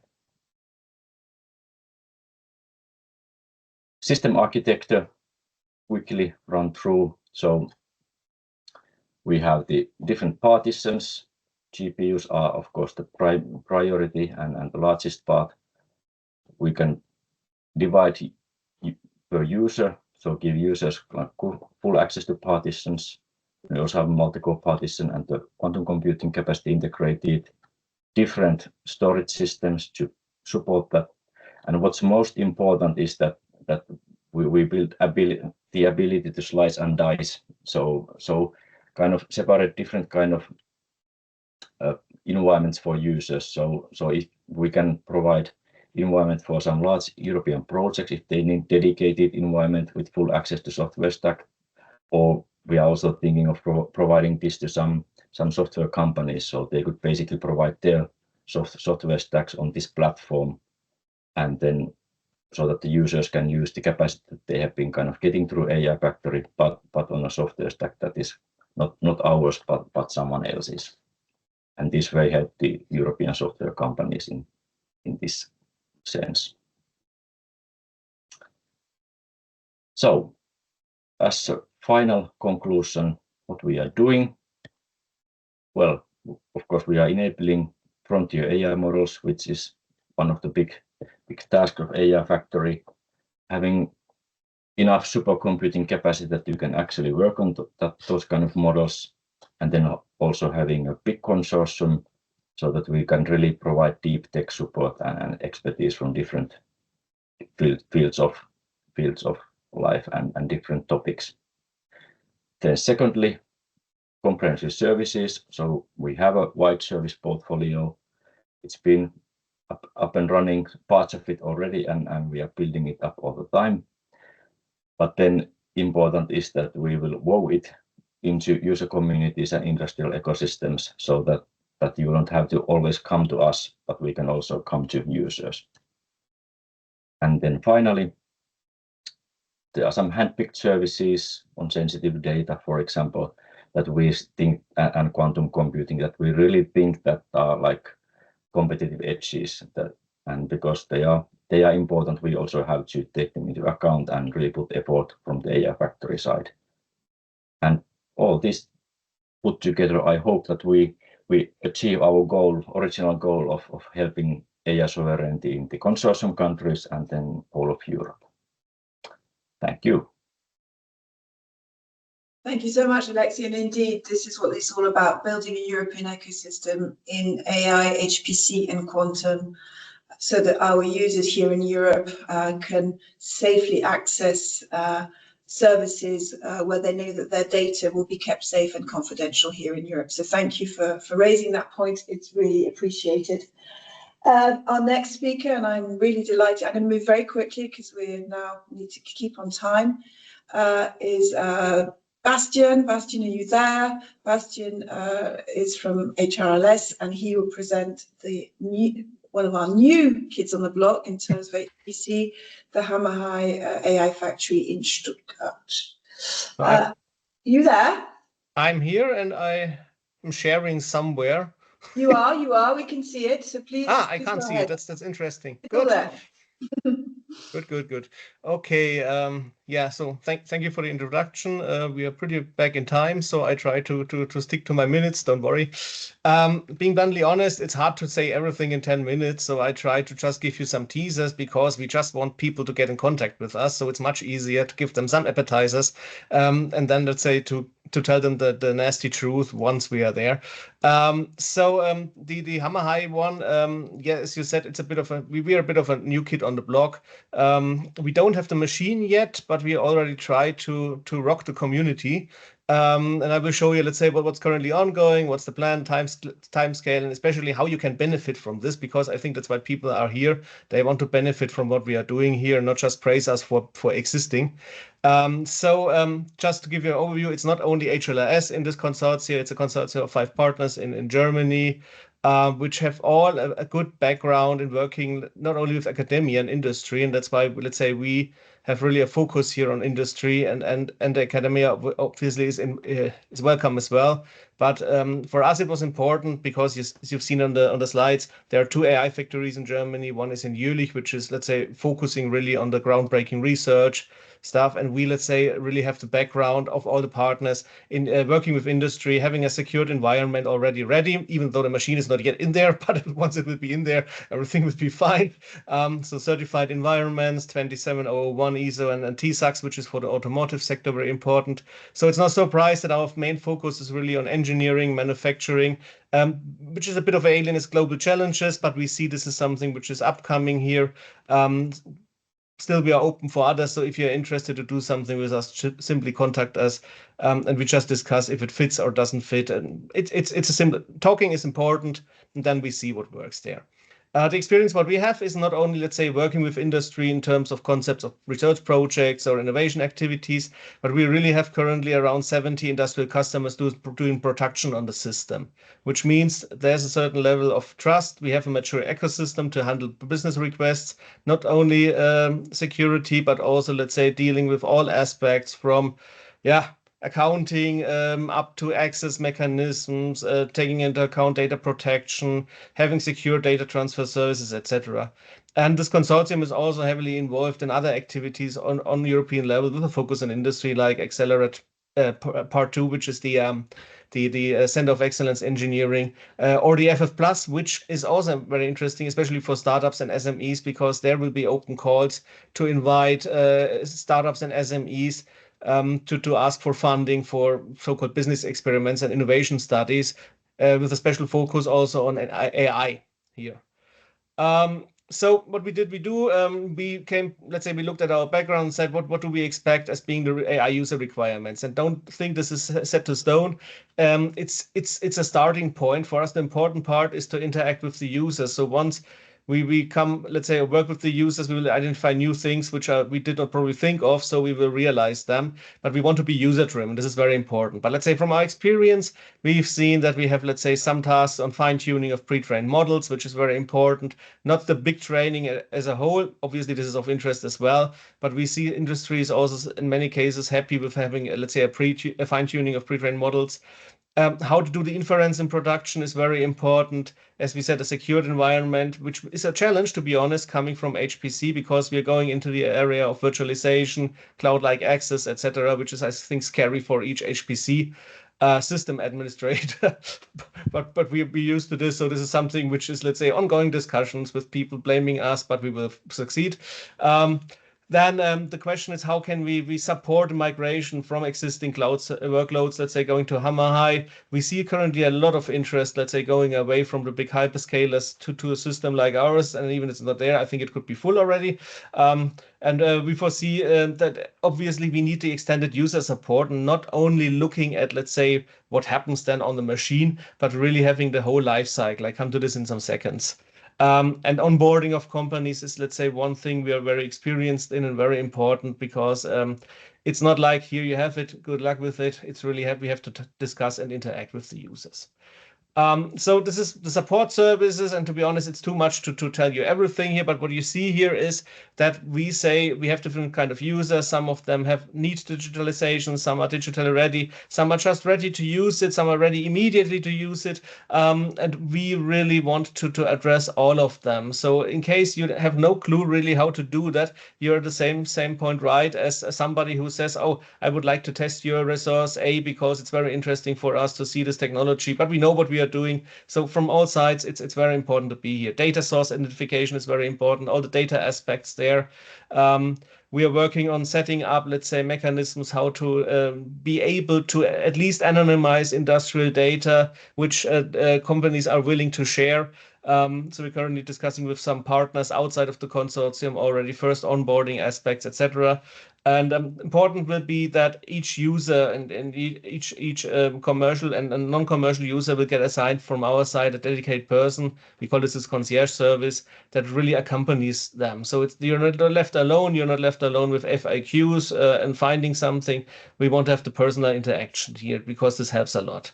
So this is the entire life cycle. People might know it already, I guess. So it's really from data preparation, data analysis, data ingestion, the training, model training, evaluation, etc. Everything will be covered by us. Obviously, probably not from the beginning on, but we are currently building up the services. But we will see also where to focus at first thing, but always the big picture is in our minds. So as I said, machine is currently in procurement. Probably we should have taken 1 year of holidays waiting for the system to be there and then starting, but we are, let's say, a bit different. We want to, let's say, bother all the people with our excellence or non-excellent, let's see, I'm in the management level, so I can talk about non-excellence because that's why I'm in the management level, don't worry. But we are really pushing hard forward to get the system as quick as possible.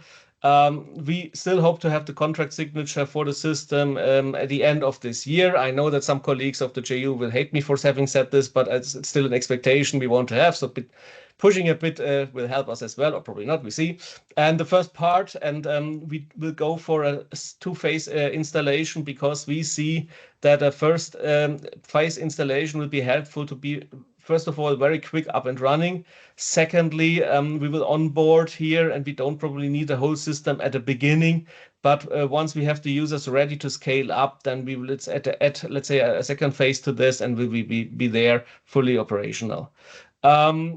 Currently, so yes, we don't have any EuroHPC machine yet, let's say in-house. We have the cooperation with the other EuroHPC hosting entities, especially those being an AI factory. And we also, let's say, have some own existing infrastructure, which is, let's say, we have then to deal with the national rules for the moment, but we see a good potential to be able to work on this. And the first year is for us mainly really in shaping the service environment, pushing forward, and really, let's say, doing proof of concepts and showing success stories.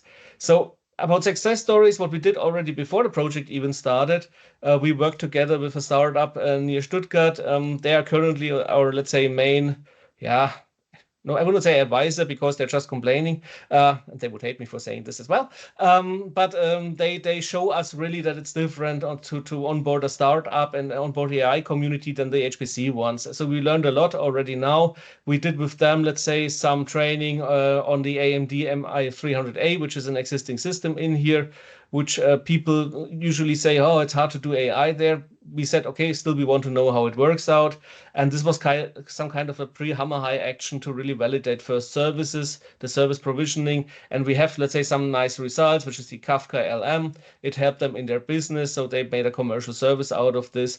And they are happy. We can use this as a showcase, and we are happy. And if you're interested to see how this works, either contact us, contact them, or just drop somehow a message to the general public.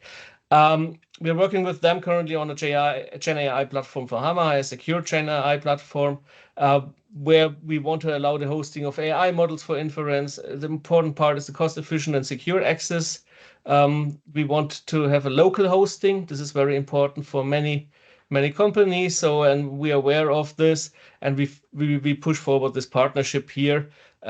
They have a certain level of, let's say, the working idea than we have. So we are quite happy to for the moment. They look very prominent, but they are, let's say, open to challenge us every day, and I hope that some others will join soon to make our life harder. Another service which is currently in creation, and we will show a demo of this at the ISC 2025, is we are releasing soon an inference API, which is a simple API to talk to different open source models.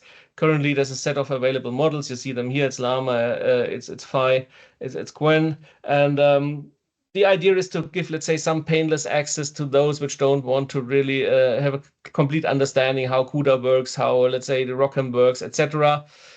It's OpenAI compatible, which is important. It will be a showcase for us, again, for the Hammer High users. They can play around for this, but the Seedbox will also do a commercial access, let's say, approach for that. And that's the thing where we want to go there. It should be not something which is nice and fancy and nobody knows how to use it, but we also want to encourage companies to work with us on their service. And if we can do this, we can also host them. That was the quick run through, let's say, conclusion. Obviously, even though we don't have the main infrastructure, the service operation started on the 1st of April. Onboarding of collaborators is ongoing. As I said, we are not limited to the 5 partners here, and we want to be open. So we are currently having a lot of discussions with other entities providing services, but also with the users, which might then provide services to other users. We want to publish continuously success stories, also to show you that it's not only that we are not talking, just really, but also, let's say, delivering here. The ecosystem which we have is ready to work with industry and academia on the most professional level. And we are ready to help you to tackle your challenges. And if you want to contact us, obviously there's a homepage, a web page, There's a LinkedIn account, it's a Blue Sky account. Over the website, you can get in touch with us. Or if you're really brave, you directly send me an email and I will, let's say, either forward it to my colleagues or I will answer myself, depends on how much I want to doom you. So please feel free just to contact us. There's no question which is, let's say, stupid or something. It's just, let's say, the bad questions are the ones which are not asked. And we are happy to support you. Thank you. Thank you so much, Bastian. Thank you for giving us a snap view on the services to come at Hammer High.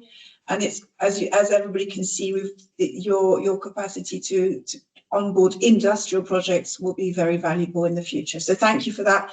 And the JU will try and help you procure the system as quickly as possible within reason. Thank I had you. to say that to defend my colleagues. I will now, I'm delighted to move on to Eric. Eric Lindau, are you there? Eric is there. So Eric is going to talk to us about the MyMAI factory, which will be located in Sweden. And while he's talking, hello, are you there? Oh, yes, that's. I think you can see my screen too, right? I can see everything, but that's awesome. Fine. While we were, there you go. Eric is coming on board. So just to remind you, if you've got any questions for Bastian, for Alexei, for Lara, please don't hesitate to put them in our Q&A chat and they will be happy to respond. And if they can't, we'll make sure they get your questions directly. Eric, thank you for joining us this morning. Great to see you. Thank you so much, Josephine. The floor I know we're short of time, so I will get started right away. Go ahead. I will try to avoid repeating many of the great things that have been done here. Most of the things we have in common throughout the European continent here. And then many of these factories have slightly different profiles. So I was asked to comment on a few things where Sweden might have chosen a different path. So Sweden, as so many other countries, have long been doing investments in AI primarily on the research side. And that's why we chose to become part of this network. The special situation in Sweden is that we've had a major foundation called the Wallenberg Foundation that has long invested in the network in academia. And our idea with this AI factory is really to expand this network so that we can also get industry to benefit from this, similar to what we've done with some very large dedicated academic systems in Sweden before. Now, one of the important lessons for us in Sweden on the academic side is that we really benefited from setting up dedicated AI systems. That is not HPC, only AI, AI, and AI. And certainly focusing extensively on training and everything, but really creating AI-first system. And that's also the reason why we're thinking of deploying Mimer as an AI-only system, actually in parallel to this Arena system coming online now in the next few months, that is going to be a traditional HPC-focused system. So the basis for this is a long-term 10-year research proposal in Sweden called WASP that I won't tell you about in this presentation. But the reason for this background in Sweden, this is embedded in a program we're educating a bit over 600 PhDs, industrial PhDs. We have 1,500 scientists in this network, and we also have an extension network between academia and industry in Sweden. And our idea with this AI factory is to be able to contribute this environment and expand this throughout the European continent. Now, to achieve this, we did one major change. Instead of going for the traditional academic-only side that runs the infrastructure that I'm chairing, we decided to team up with RISE, which is the Research Institutes of Sweden. They have very successfully been our partner in the EuroCC competence centers in Sweden and onboarded a ton of small startups. And for the service side of things, we're dividing this equally between RISE and Linköping University. So we're going to run this as one large joint service hub, but where most of the focus is actually on the public sector and SMEs. And then we're bringing in the academic researchers on the side there. Now, in contrast, we're going to try to de-emphasize the focus on getting GPU hours. You certainly will be able to get GPU hours here, but we will not have any queue system or everything. But we want to focus us on the whole onboarding process, getting customers or users or whatever we call them to talk to an expert, ingest their data, develop their models, be able to actually test the models, both for performance, but also regulatory frameworks and TEFs, and then being able to provide resources so that you can also both deploy and serve these models through an inference infrastructure. Partly based on the major programs going on in Sweden and Sweden's national strength, the vertical focus areas we've chosen are First, life science, where Sweden is making very major investments. Second, autonomous systems, which is partly robotics, but also self-driving vehicles well, anything related to control of physical systems, really, which is also very hot overall in AI. Our third area is material sciences, in particular with the industry in Sweden creating better steels or alloys or so. And the fourth area, which might be a bit surprising, it's the gaming industry, which is one of the areas where I would argue Sweden is leading in Europe, and that it's a very, very data-intensive industry nowadays. What Mimir is going to access offer is, like so many others, access to supercomputing infrastructure. We're going to put a lot of emphasis on the training and workforce education, though, and really getting these expert networks so that Sweden is not among the largest hardwares, but relative to the hardware, I think we're probably one of the largest service hubs. We're going to have close to 50 people working on the service hub, so it's roughly half the budget. We will have very close connection to the people in Sweden who are developed the TEFs and the regulatory sandboxes. And that also means that we're going to focus heavily on both storage of data, but also supporting sensitive data and being able to be fully on top of all the privacy requirements and everything. And we too have a fairly long tradition of handling this, in particular in life sciences in Sweden. Now, the AI Factory Service Hub has already started. We too started in the beginning of April. We have onboarded the 10 first customers. Most of them are from industry, actually. One small challenge there is that we do not yet have dedicated AI hardware in Sweden.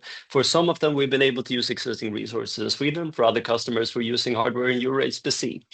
That is possible now. And as Josephine and others presented, there is an extensive network where you will be able to get short and quick access to the existing Euro-HPC sites.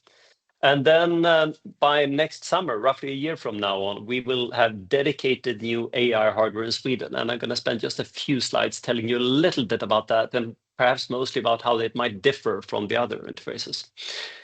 Because we have a separate resource for HPC, this is going to be a pure cloud and container interface. You will not have a home directory. You will not be able to log in directly to the Mimir hardware. We're going to have a native multi-tenancy, and it's also going to be GPU support for GPU partitioning. And we will also enable you to have pure API access to your models.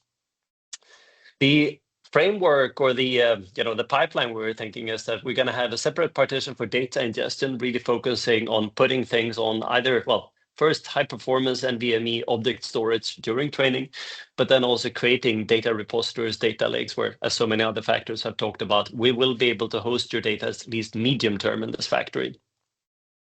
There is going to be a fairly large partition of GPU nodes with many GPUs. Exactly how many GPUs depends on the procurement, but that's going to be focused on training, in particular mid-range training.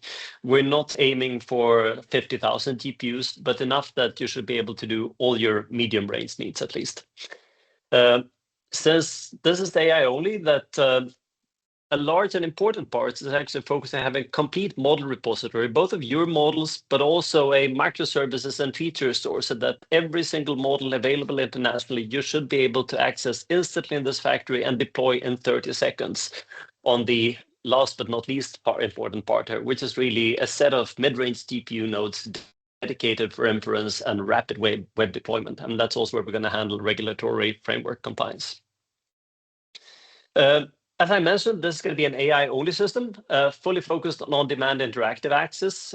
It will be possible to schedule jobs for background execution, but you will have to do so through Kubernetes or other Kubernetes interfaces. I expect that by using GPU partitioning, we will be able to offer upwards of 10,000 instances if you have small instances. Microservice is going to be important. Very rapid model deployment, in particular, because we're gonna try to ensure that we always have some resources free if you don't need tens of thousands of them at least. You will be able to work with sensitive data. To avoid restricting the hardware too much, we will likely limit that to virtual machines, or at least not, for obvious reason, not allow multi-tenancy between different users when you're working with sensitive data. And as I mentioned, that this is going to be a container-first system, and then, if absolutely necessary, you can run virtual machines.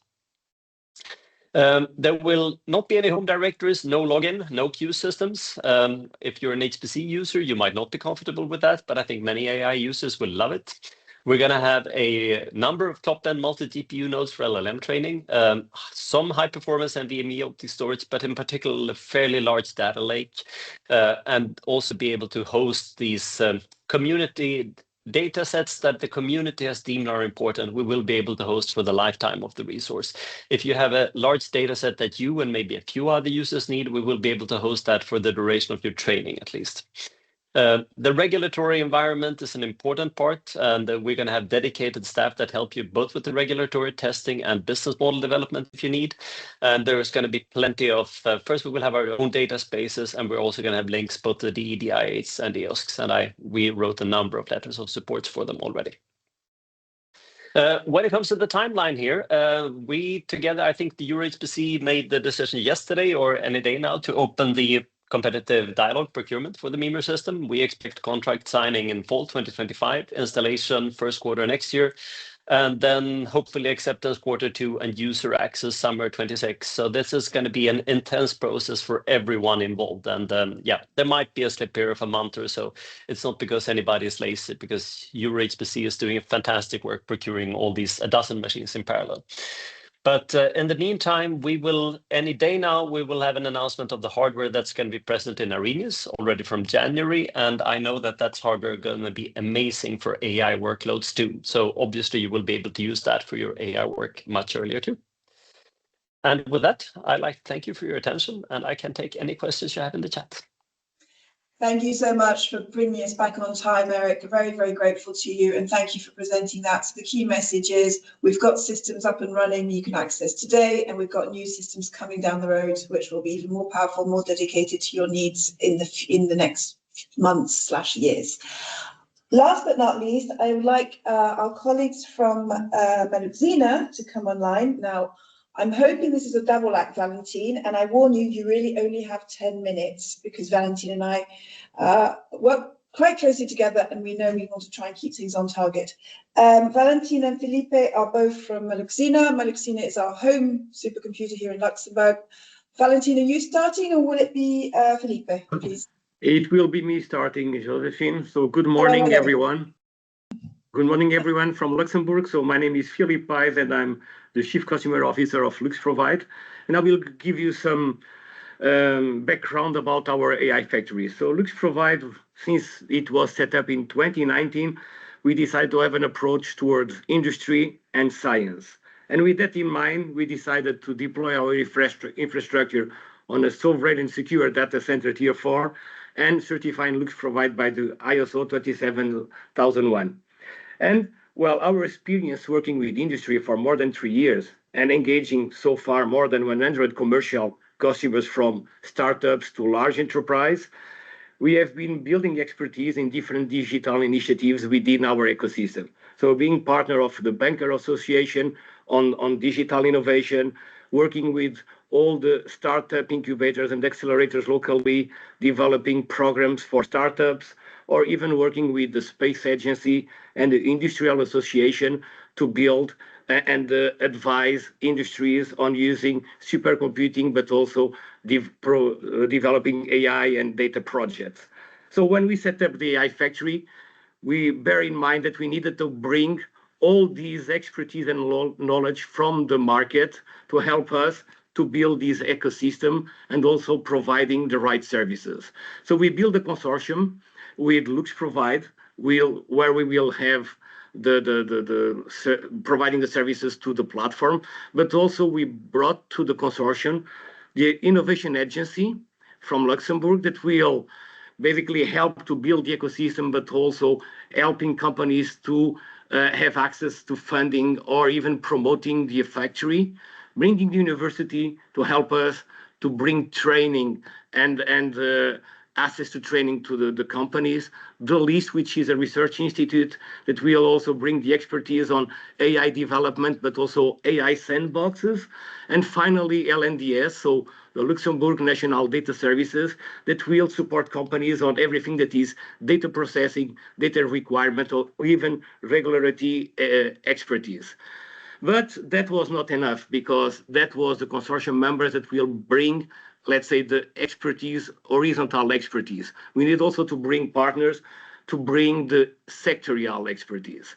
So, and for the 4 sectors that we are focusing, which is finance, green economy, cybersecurity, and last but not the least, space, we also brought to the team so the Loft, which is the Luxembourgish House of Fintech, to provide expertise on fintech and regtech, the Luxembourg Space Agency to provide expertise on Earth observation, but also on space data, providing access to their data lakes on space data, the Luxembourg House of Cybersecurity to bring expertise on cyber, and finally the list to bring expertise on green economy, mobility, and energy.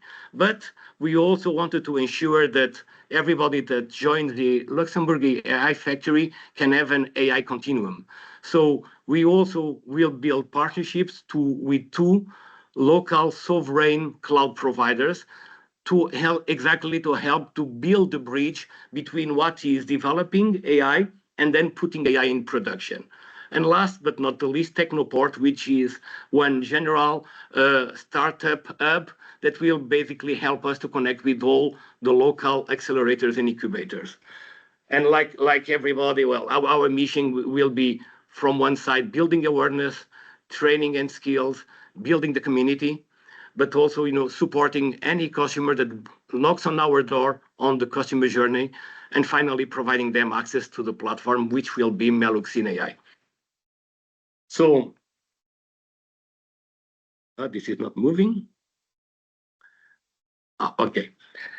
So, well, the goal of the Luxembourg AI Factory will be, as the other ones already mentioned, to be a one-stop shop for AI services. So a customer will come to the AI Factory, and depending of one side, on the stage of the customer journey, on the other side, the maturity, the AI Factory will lead the customer across the different services that the partners of the consortium will provide.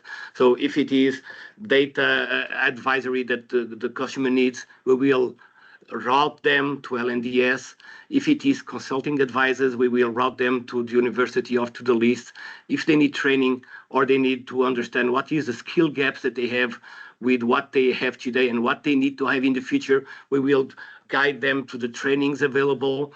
If it is access to the platform, so we will also provide the access through the Meluxin AI. But also, and to ensure that the community is live and dynamic, Lux Innovation, which is the innovation agency, beside helping the customers being guided through all these services and partners, will have a program to create awareness within the local ecosystem. So we have already today a live site available where the customers can already come and understanding in which journey they are. So if we are still discovering what will be AI for the company and what kind of benefits they can have, they can here immediately on the website access what is available, but also if they want to get ready, so basically understanding what kinds of skills they need to develop or with whom they need to connect to have more information, or in the end, if they want to start implementing, so with data and AI expertise or even access to the platform. And with that said, I will now give the stage to Valentin, who will talk about our platform. Thank you, Philippe. Thank you all. So I'm very pleased to say that we have a computing capacity as a backbone for the AI Factory in operation immediately. The AI Factory for Luxembourg started in April, as you have seen for other AI factories. We have the existing Meluxina supercomputer with quite powerful GPU-based AI computing power available immediately.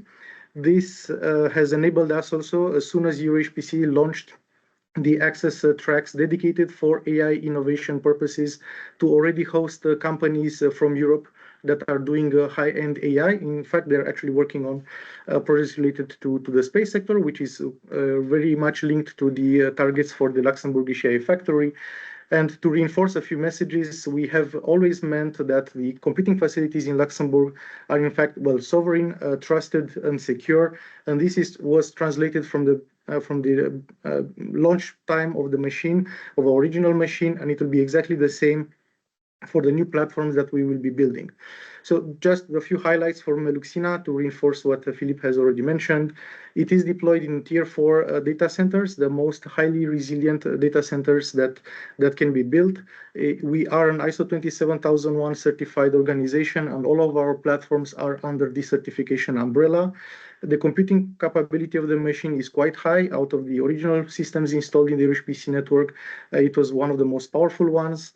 We have quite a lot of space for high-end data storage with high performance characteristics. So building data pools is already, for different kind of projects, is already possible right now. And we have an ever-evolving software ecosystem for all kinds of applications, but we are focusing a lot on deploying new kind of AI applications today, and they have already been presented, in fact, in training scenarios during a pan-European event that we have hosted in April, which was the Synergy 2025 event.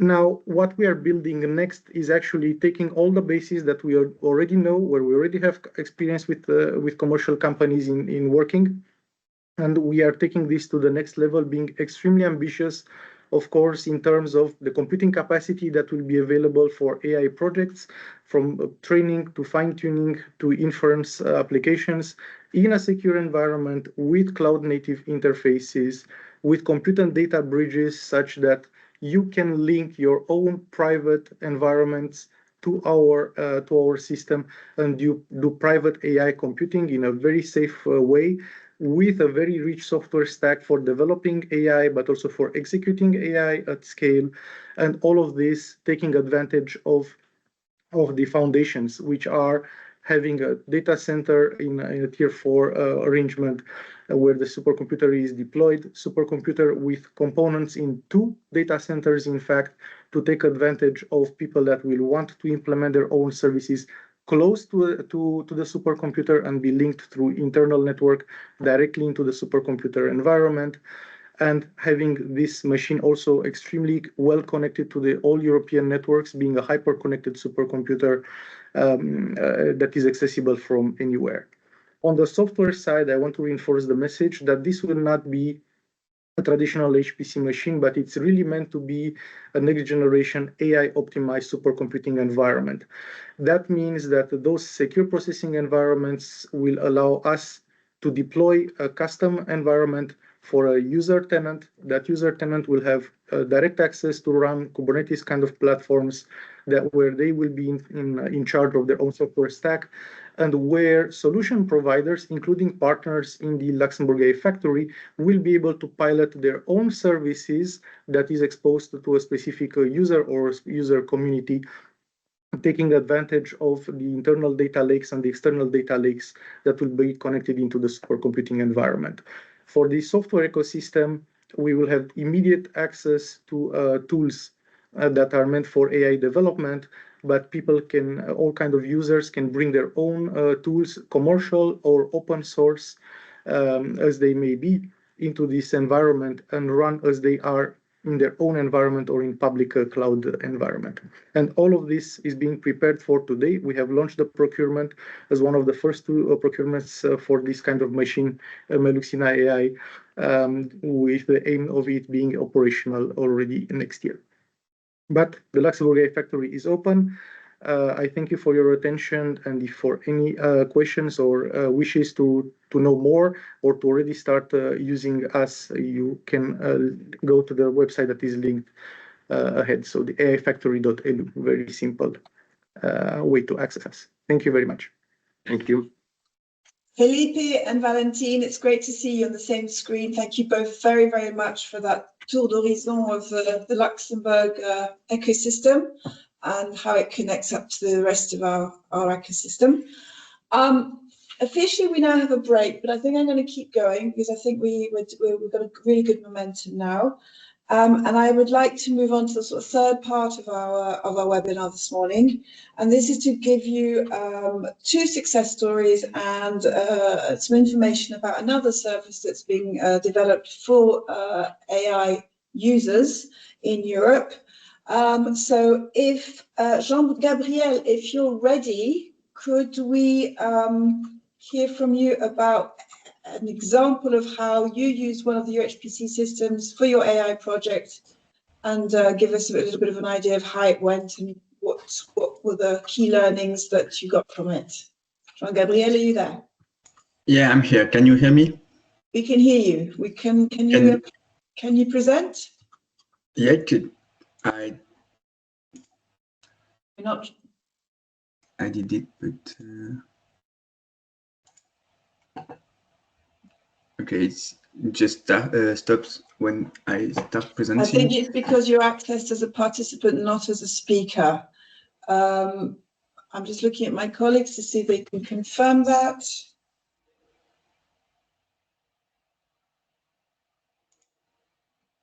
Okay, can we give Jean-Gabriel access, or does he have to rejoin as a speaker? He should be able to present. You should be able to present. Thank you, Bea. Jean-Gabriel, can you try again? Yep, still the same issue. Okay, if you quickly ping us the presentation, we can present for you. And while we're doing that, maybe I move on to the next speaker, which is Javier, and see if you can do it, and then we can sort out the technical aspects behind the scenes. Javier, are you there?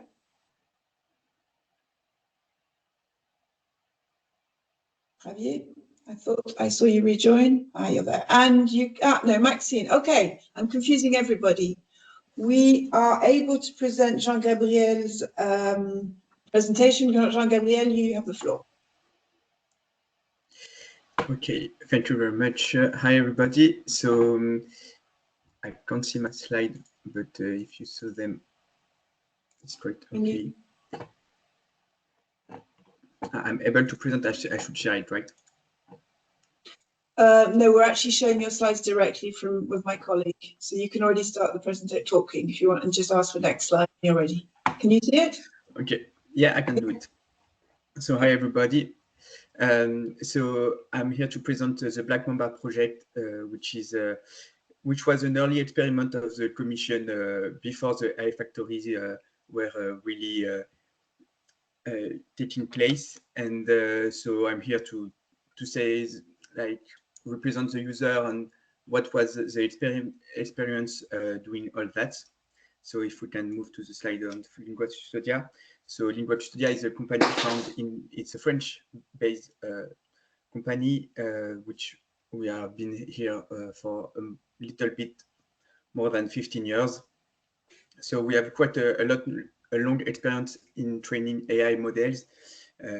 Originally, we were training translation models. Our three core values are like we want to train specialized model, sovereign model, and frugal, because we are in Europe. So it's a crucial aspect of it. So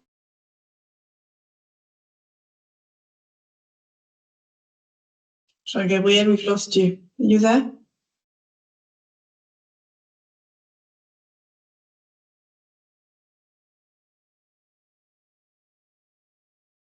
No, he's gone. Yeah. You're back. I'm back. Sorry about that. Yeah, go ahead. Okay. Where were they? Where did it cut? So it cut about the fact that you needed because it's a European project, and you needed sovereign cloud to develop it. So, because I can't see the slide right now, is it on Lingua Custodia or on Black Mamba project? Lingua Custodia. Okay, so yeah, as I was saying, three core value. We want to train specialized model, sovereign in terms of technology and compute capacity, and also frugal, and put a lot of focus on efficiency, both in the training and in the inference. So next slide, please. So basically, the Black Mamba project, the goal is to train the foundation models, which is an LLM. Here I'm going to talk about Gen AI mostly, and I know that AI factories are a lot more than Gen AI, but it will be the focus of the presentation. And our goal is to train a foundation model, which is 2 0.5 times faster to use. And with the same hardware, you can serve like 4 times more people because we have a quite reduced KV cage. And so, yeah, the goal also is to have a very competitive model. So we have been doing a lot of research on that part. At the end of the slide, you can see all the paper and the architectural change we implemented. The list is quite long, but yeah, we're quite happy with that. The model will be declined in 3 sizes: the 3 billion model, the 7 billion model, and the 34 billion model. And for that project, we were awarded 2 million hours on Leonardo HPC in Italy that was presented earlier today. So next slide. So basically, what we successfully did was, like, what we want to achieve is to create a kind of a DeepSeek moment for Europe, where we could have like actors that are able to train leading AI models with a lot less computational resources, and so we achieve comparable performance compared to GPT Llama standard implementation with only 20% of the flops. So we are very happy with this result. You can see on the right that it also translates into some benchmark about language modeling and recall, which is usually the weak points of hybrid architecture. And currently, the 3 billion models is in training, and yeah, that's our experiment so far. So next slide. So now I'm going to take more an overview of the project and what we learn and what could be useful for you as 108 people remaining in the meeting. So as Leonardo is only like 4A100 with 64 GB of VRAM, which is quite nice. But by today's standard, it starts to be a little bit low in terms of VRAM per node. So what we usually do when we do experiments, almost everybody use data parallelism, which is a way you copy the model on each GPU and you split the data and you train on all the models simultaneously. But here, when you want to scale that, you really need to put a lot more engineering to add other way of parallelism. And so basically the most standard way are tensor parallelism and interleaved pipeline parallelism. The first one being the more efficient one, and the second one being introducing some issue in terms of computational efficiency. So I would recommend anybody that doesn't know about this concept to read the UltraScale notebook by Eugene Face, which is a very great resource to start. And as Leonardo is a NVIDIA-based NVIDIA GPU, we used Megatron LM to implement our new architecture, and we have been able to achieve great results in terms of TFLOP per GPU at scale. So basically, I will still recommend that if you are training on NVIDIA GPU, because it's really only for NVIDIA. It's possible to have the slide about data transfer. So our experience with data transfer was pretty smooth. There is the network for data transfer is very good, and it's very stable.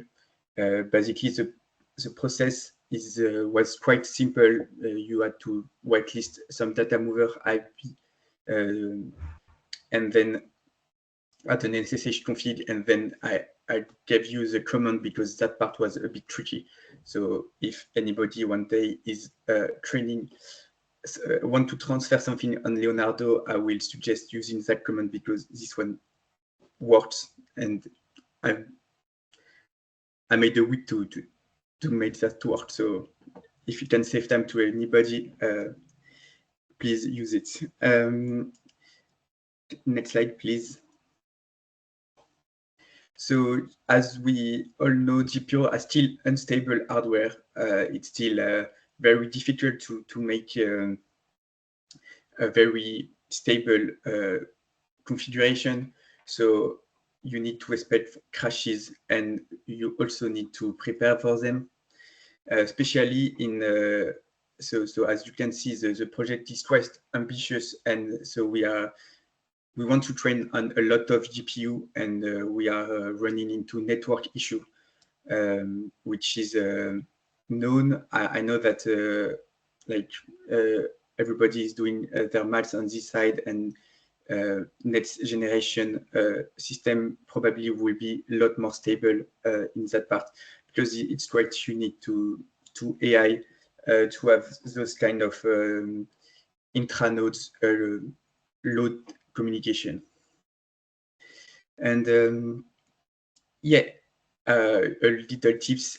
In the Slurm command, you can ask for a closed node, and this improve performance and reliability. Basically, when you submit a job, you are allowed like 4 nodes, for example, and they can be distributed across the whole cluster, but you can also ask them to be located closely, and this will reduce the communication times and the number of switch, and potentially the number of default you can encounter.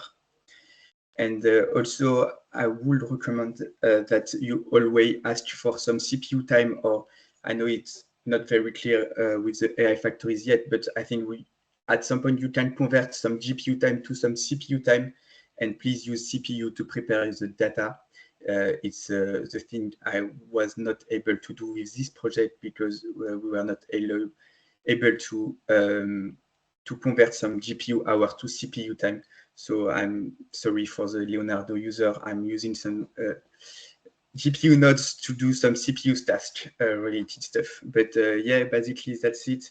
The next slide, if it can be displayed for a few seconds, is basically if you never did anything on a Slurm cluster, it's the way to go. You just like add those arguments to your scripts, to your PyTorch script, and you should be able to make it run with data parallelism with just that. So it's quite easy.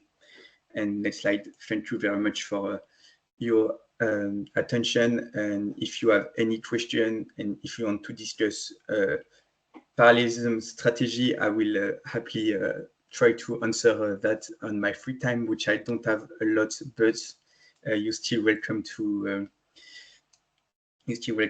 share it. And to conclude, I will say also that all our models will be open sourced, as the training code and the fine-tuning code. So I hope that someday those models will be fine-tuned inside an AI factory, and we will try to make it as easy for you as possible to get started to fine-tune anything on that subject. And thank you very much. Merci beaucoup, Jean-Gabriel. Thank you so much for these really useful tips and tricks, and also for giving us some ideas of how not to waste valuable GPU time. I think that's really appreciated from this end. And it's a good question you ask about CPU, GPU swaps. And I'm sure I know colleagues in the JU can help on that question as well. Our second success story is from Javier Venema. Javier, are you there?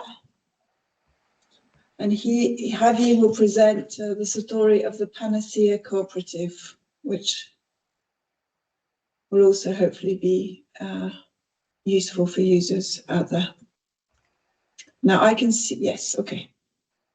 I cannot activate my mic or my camera. Can someone help Javier, please? So from our side, Javier, we can see that your microphone is on and off. So you should be able to speak. We can see your, and we can see your screen as well. Can you hear me? Yes. Okay. Fantastic. So, well, thank you for the presentation. Well, I'm Javier Venema, an AI researcher at and as I say, I'm going to case for facing approaches for facial reconstruction using so first of all, I want to introduce a little bit of what Panacea. Well, Panacea is the only cooperative society that is specialized in artificial intelligence worldwide. And it arose as a spin-off of the University of Granada with the purpose of developing projects and products that had a great social impact and that focused on forensic applications. We are based in Spain at different offices, but our main office is at Granada, which is a city at the south of Spain. And there we have our research and development team, which is like 70% or 80% of the whole company. So it is our main activity. And we do this research and development with two different purposes. So on the one hand, we develop our own products in the field of forensic anthropology. So our main product is Skeleton ID for the forensic identification of people from their human remains. And we also use that knowledge mainly on computer vision, 3D computer vision, and medical image processing to do some R&D consultancy projects. So regarding what we do, I already mentioned forensic human identification. This is the process of finding some human remains and determining to what person do they belong. So just to introduce a little bit of the concept and why it is important, I wanted to show this map with this data for missing people for different circumstances around the world. So for example, we have more than 60,000 people that have disappeared due to migration processes, more than 3 million people that are missing due to recent conflicts and organized crime, more than 7 million historical cases, for example, individuals from the Second World War, or more than 100,000 missing people from the Spanish Civil War. And we also have the everyday police work, for example, more than 50,000 cadavers are being identified using scientific methods every year in Europe. So as for how this is done, there are comparative methods such as craniofacial superimposition and forensic facial comparison, which are comparative methods, and these are the methods that we have mostly worked on from since we started the company. And now we wanted to use generative AI to shift to this reconstructive method that is craniofacial reconstruction or facial approximation, which is based on the process of recreating a face from a skull. So you take a skull as input and produce a face as an output through a combination of art, forensic science, anthropology, and anatomy. And so this process, as I said, has some science in it, based on that are based on different populations and that have been made in the forensic field during many years. But it also has a part that is more related to art. So there is a high subjectivity, and the results are very dependent on the skill of the operator or of the researcher that is applying the method. So our take here is that AI can help reduce that subjectivity that is inherent to the method. So what I show right here was the state of the art when we first applied to the HPC access calls. So it is a conditional generative adversarial networks that receives a depth map of this call and produces a depth map of the corresponding face. And well, it has many details, but I don't have time to explain it all, so I just show that image. So our idea here is that using more direct 3D representations of data would benefit the prediction or the generation of that face from that skull. So we have two different takes in here. One of our takes is using the 3D models directly, so we can use the 3D meshes or 3D matrices that contain those meshes as input to the generative model. And we can also use combinations of 2.5D information, such as the depth maps, but also normal maps, as an input to a multi-view generative model. So for example, instead of the model that I showed before, right here we have a generative model that has multiple inputs Each of those inputs is encoded into a latent space in some manner, and from the latent space we can reconstruct only a face. So the inputs will be different rotations of this call. So it is a more direct representation of that 3D information. Also, the generative model does not have to be a GAN, because we are also working with diffusion models, for example. But this is just for you to take the key idea. Okay, so our idea is using 3D information more directly, which is also much more complex. So we thought that we would need access to different HPC resources, let's say. So we applied to the FF+ Open Call for Innovation Studies. This is a call that offers a maximum of 200k euros and 10 months of project development. So our idea here is to apply to this call in order to be able to train those very complex models that we want to train. So in order to do that, I mean, we had we wanted to do what we wanted to do was very clear to us. I mean, we knew that we wanted to train these models and these other types of models with these inputs and the other ones. So what was really difficult for us was to justify to the consortium that we really needed access to the HPC computing resources in order to get the grant and to do the project. So in the first stage, when applying for the access call, we first theoretically computed the time that we would need to run our experiments. So we just adapted that baseline model that I showed before to the 3D So the inputs are now 3D matrices instead of normal images.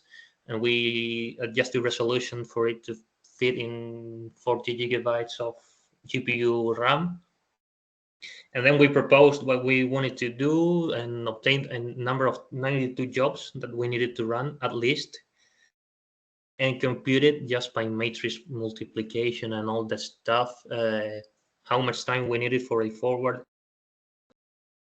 through the network, which is 92.64 terafloating point operations.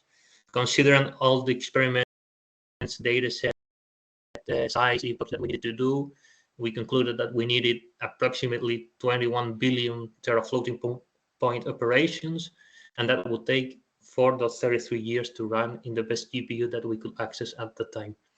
And it is not that much of that GPU not being very powerful, but that we could only access one GPU. So the key point here is that if you have access to the European HPC servers, you can access many GPUs at the same time. So that is the main advantage that it has. Okay, so by doing that, we obtained the grant to say so, and we needed to apply to the access to the European HPC servers. So to do this, you first have to do a benchmark to get a more practical result on what your computation times and your computation requirements are. So we just applied to the benchmark goal. When you apply to this benchmark goal, you get access to some server. In this case, we asked for access for Mare Nostrum 5, since we are based in Spain, and it is based in Spain, and also it has GPUs with 64 gigabytes of VRAM, which was a bottleneck for us. And we just implemented this baseline model that I just explained and trained it with some synthetic data sets that were representative of the jobs that we would run during the project. And came to the conclusion that our biggest jobs would need 34 hours to run. So we did this, we did the benchmarks, and with that you can apply to the AI and data intensive applications access call. So you send the results of your benchmarks and your project and all, and you get a number of computation hours that's related to that data. So in our case, we get 30,000 computation hours. We have used 1,000 so far. We have more than 2,000 jobs to run within the project. And that's it from my side. So thank you very much. Here you have our social media and our website if you want to see more on what we do or contact us. And that's all. Thank you very much. Thank you very much. That was really interesting to see how you apply the systems to your project. These are two success stories to give your project. Also, if you get access to time on the AI factory, and gives community lived experience and what can be achieved and what can be done, and the impact it can have on your business. So our last presentation for this morning, and I'm going to keep going because then we have maybe a little bit of time for questions, is a presentation from Joachim Koller on another European project called AI on Demand Platform, the Hub for AI Europe. And this is another service that's been developed by the European Union for AI users who are interested in getting access to our systems. So Joachim, the floor is yours. Thank you. Yes, well, thank you very much. And it's a pleasure to present here the current version of the AI on Demand platform. And yeah, so also happy to hear from Javier before how AI is now applied. And I think this is a very good example. And first, a few words to my role. Yeah, here I'm, of course, coordinator of this project called Deploy AI. So Deploy AI and AI for Europe, our sister project, are realizing the AI on Demand platform. This is a hub for AI assets in Europe. And normally I'm at Fraunhofer, head of department for GenAI, and also active in other European projects and initiatives. But for today, so I will concentrate here on bringing you the idea of the AI on Demand platform. So the question is, of course, what is the main purpose of the AI on Demand platform? And we all know that so we have so many research and innovation activities in Europe, which is great. But it's also a challenge to make them visible in a common way. And if you also go to the right side, the European industry, so we should be aware that at the end, the European industry should benefit from our research work in AI and the related fields. And therefore, the platform really should help to canalize and to boost the usage of the research results. And especially if you look for the European startups, AI startup scene, maybe there's an estimation that there are 7,000 AI startups, SMEs in Europe.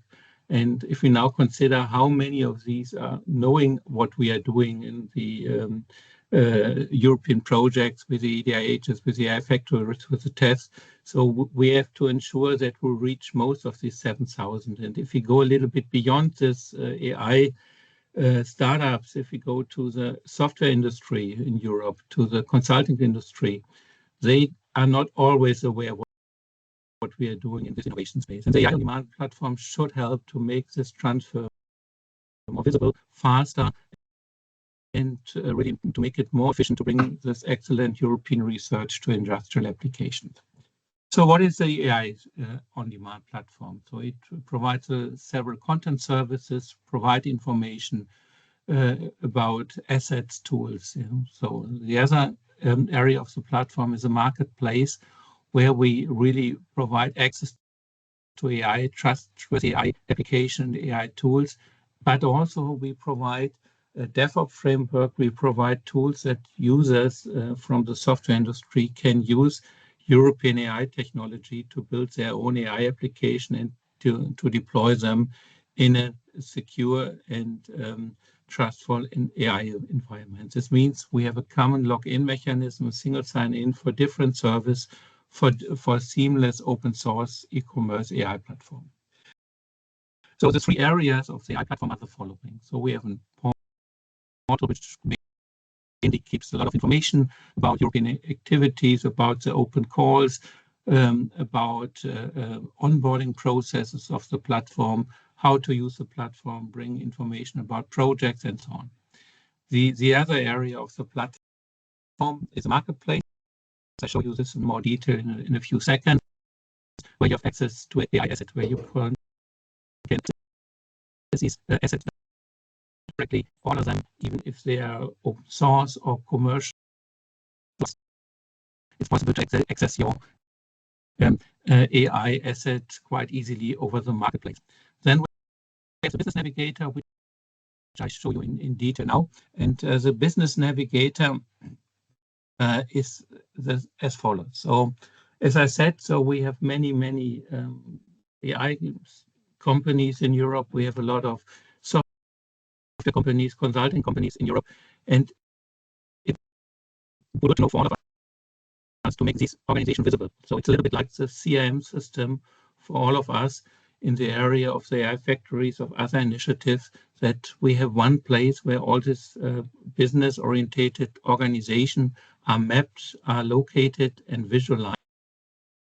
You can search for specific parts, for specific companies, and also do some statistic who is already in our ecosystem, who is not in our ecosystem. At the end, our goal should be, especially considering all these initiatives about the AI factory, the EDIHs, that most of the 7,000 or most of the European software industry is visible and attached and networked to us, to our AI ecosystem. And this business navigator should help. It's a tool to register. You can register already now. I show you the link in a second.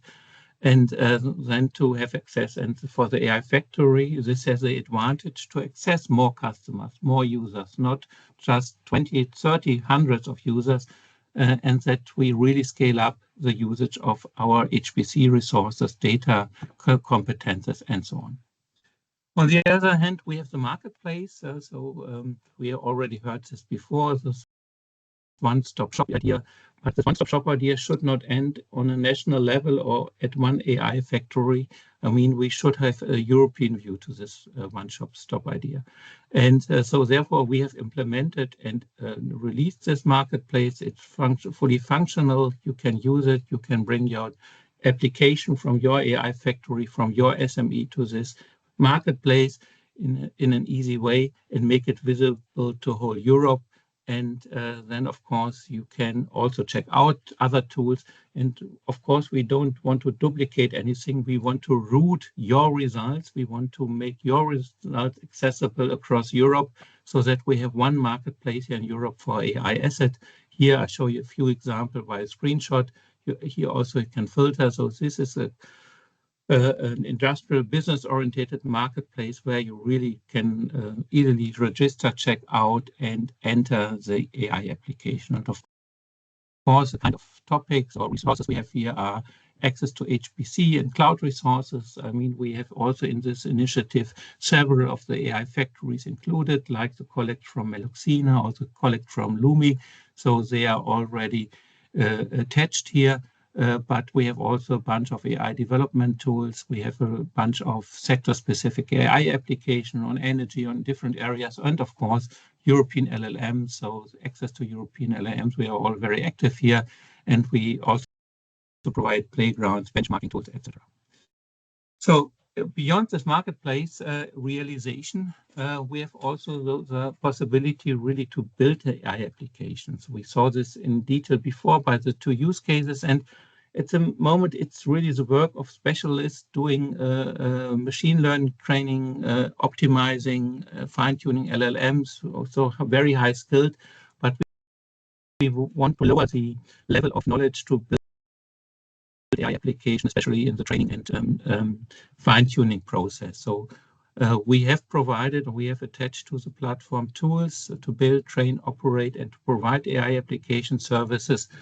If I would have more time to present, I can show you also an example, but probably not. I have to hurry up. So this is an example how to do this. So, and if I interpret the signals, I have to, but of course you can see the slides later. So now I already sum up a little bit.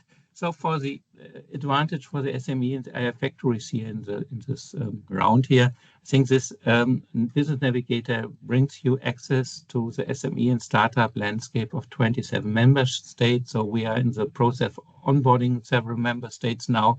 We have a centralized marketplace for technologies, infrastructure, AI asset, and we are fostering this transfer of the European AI research results to the European AI ecosystem. And last asset, there are now open calls starting from us, from a sister project, AI Boost. So come to us. So we provide you information. And for the SME companies, you can go for 150,000 euro to go for the open calls. So, and now you have to be active. You have to register, of course, here.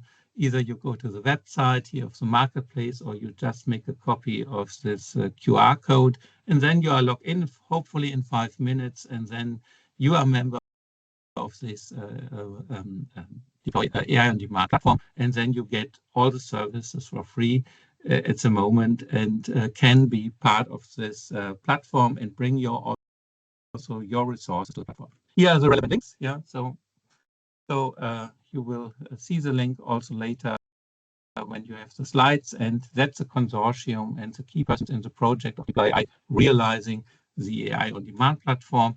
And we are still in a very early phase of the project, but the platform is fully available. You can log in, register, use, bring content to this, so everything is ready to use. And thanks for your attention, and happy to hear questions. Thank you very much. Thank you so much, Joachim, and thank you for being such a good sport when I asked you to speed up. I really, really appreciate that. So the good news is that we have 9 minutes left before the end of this webinar, so we've done really well. So thank you very much to all the speakers who spoke today and went fast and furious. But this is a fast and furious world, and we need to, and obviously AI is there. Now I've got 5 minutes maybe to ask, if anybody dares ask a question in open mic, there are still 113 people on this call, no, 112 on this call. Do we have any questions for any of the speakers, assuming they're still with us? If not, we'll manage it. And if you don't, that's fine as well. Any questions? And I'm asking my colleagues to keep an eye on all the speakers because it's quite hard to see any hands up. No, I think there probably are, but let's be honest.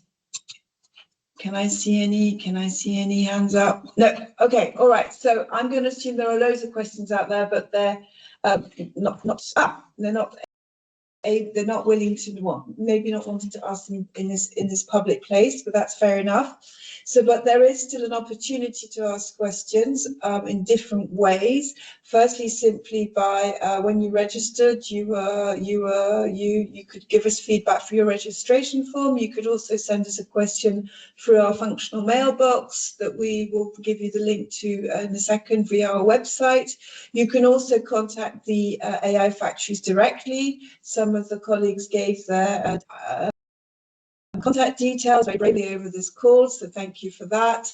And of course, you can re-watch the whole 4 hours when we publish this webinar on our website. And you can also, at that same point, you would also have access to all the slides that were presented this morning. So without further ado, I want to say a huge thank you to the 14 speakers who agreed to speak with such, well, very professionally, very proficiently, and also for keeping us on time. I would also like to thank all my JU colleagues and Javier from the European Commission who've been in the background helping to answer the questions that were put away. And generally, this I think was very successful, and I want to thank you all for that very, very much. One last so you can access information about the different resources that will be available for you if you decide to go into the adventure and get involved in the AI factory. Take advantage of the AI factory services and of course the infrastructure. The QR code is up there, so you can quickly zap your phone and have a look now. And on that note, 2 last things. If you want to see us physically and ask us for follow-up questions, we will be at ISC in Hamburg. So that's the International Supercomputing Conference in Hamburg in June. We have a very central booth, and most of our AI factories will also be there and will be ready to answer questions directly with you. And then later on in September, we will also be in Copenhagen for our User Day conference. More information about that will come up soon, and you're very welcome to register and join us and learn more about how to access our systems, how to access the services to the AI factories, and last but not least, how to learn more about some of the projects that have actually used our systems to get inspired for your project or your business. So thanks again for your time. All the very best for the rest of the day. And again, thanks to the speakers and to my colleagues. All the best. Thank you.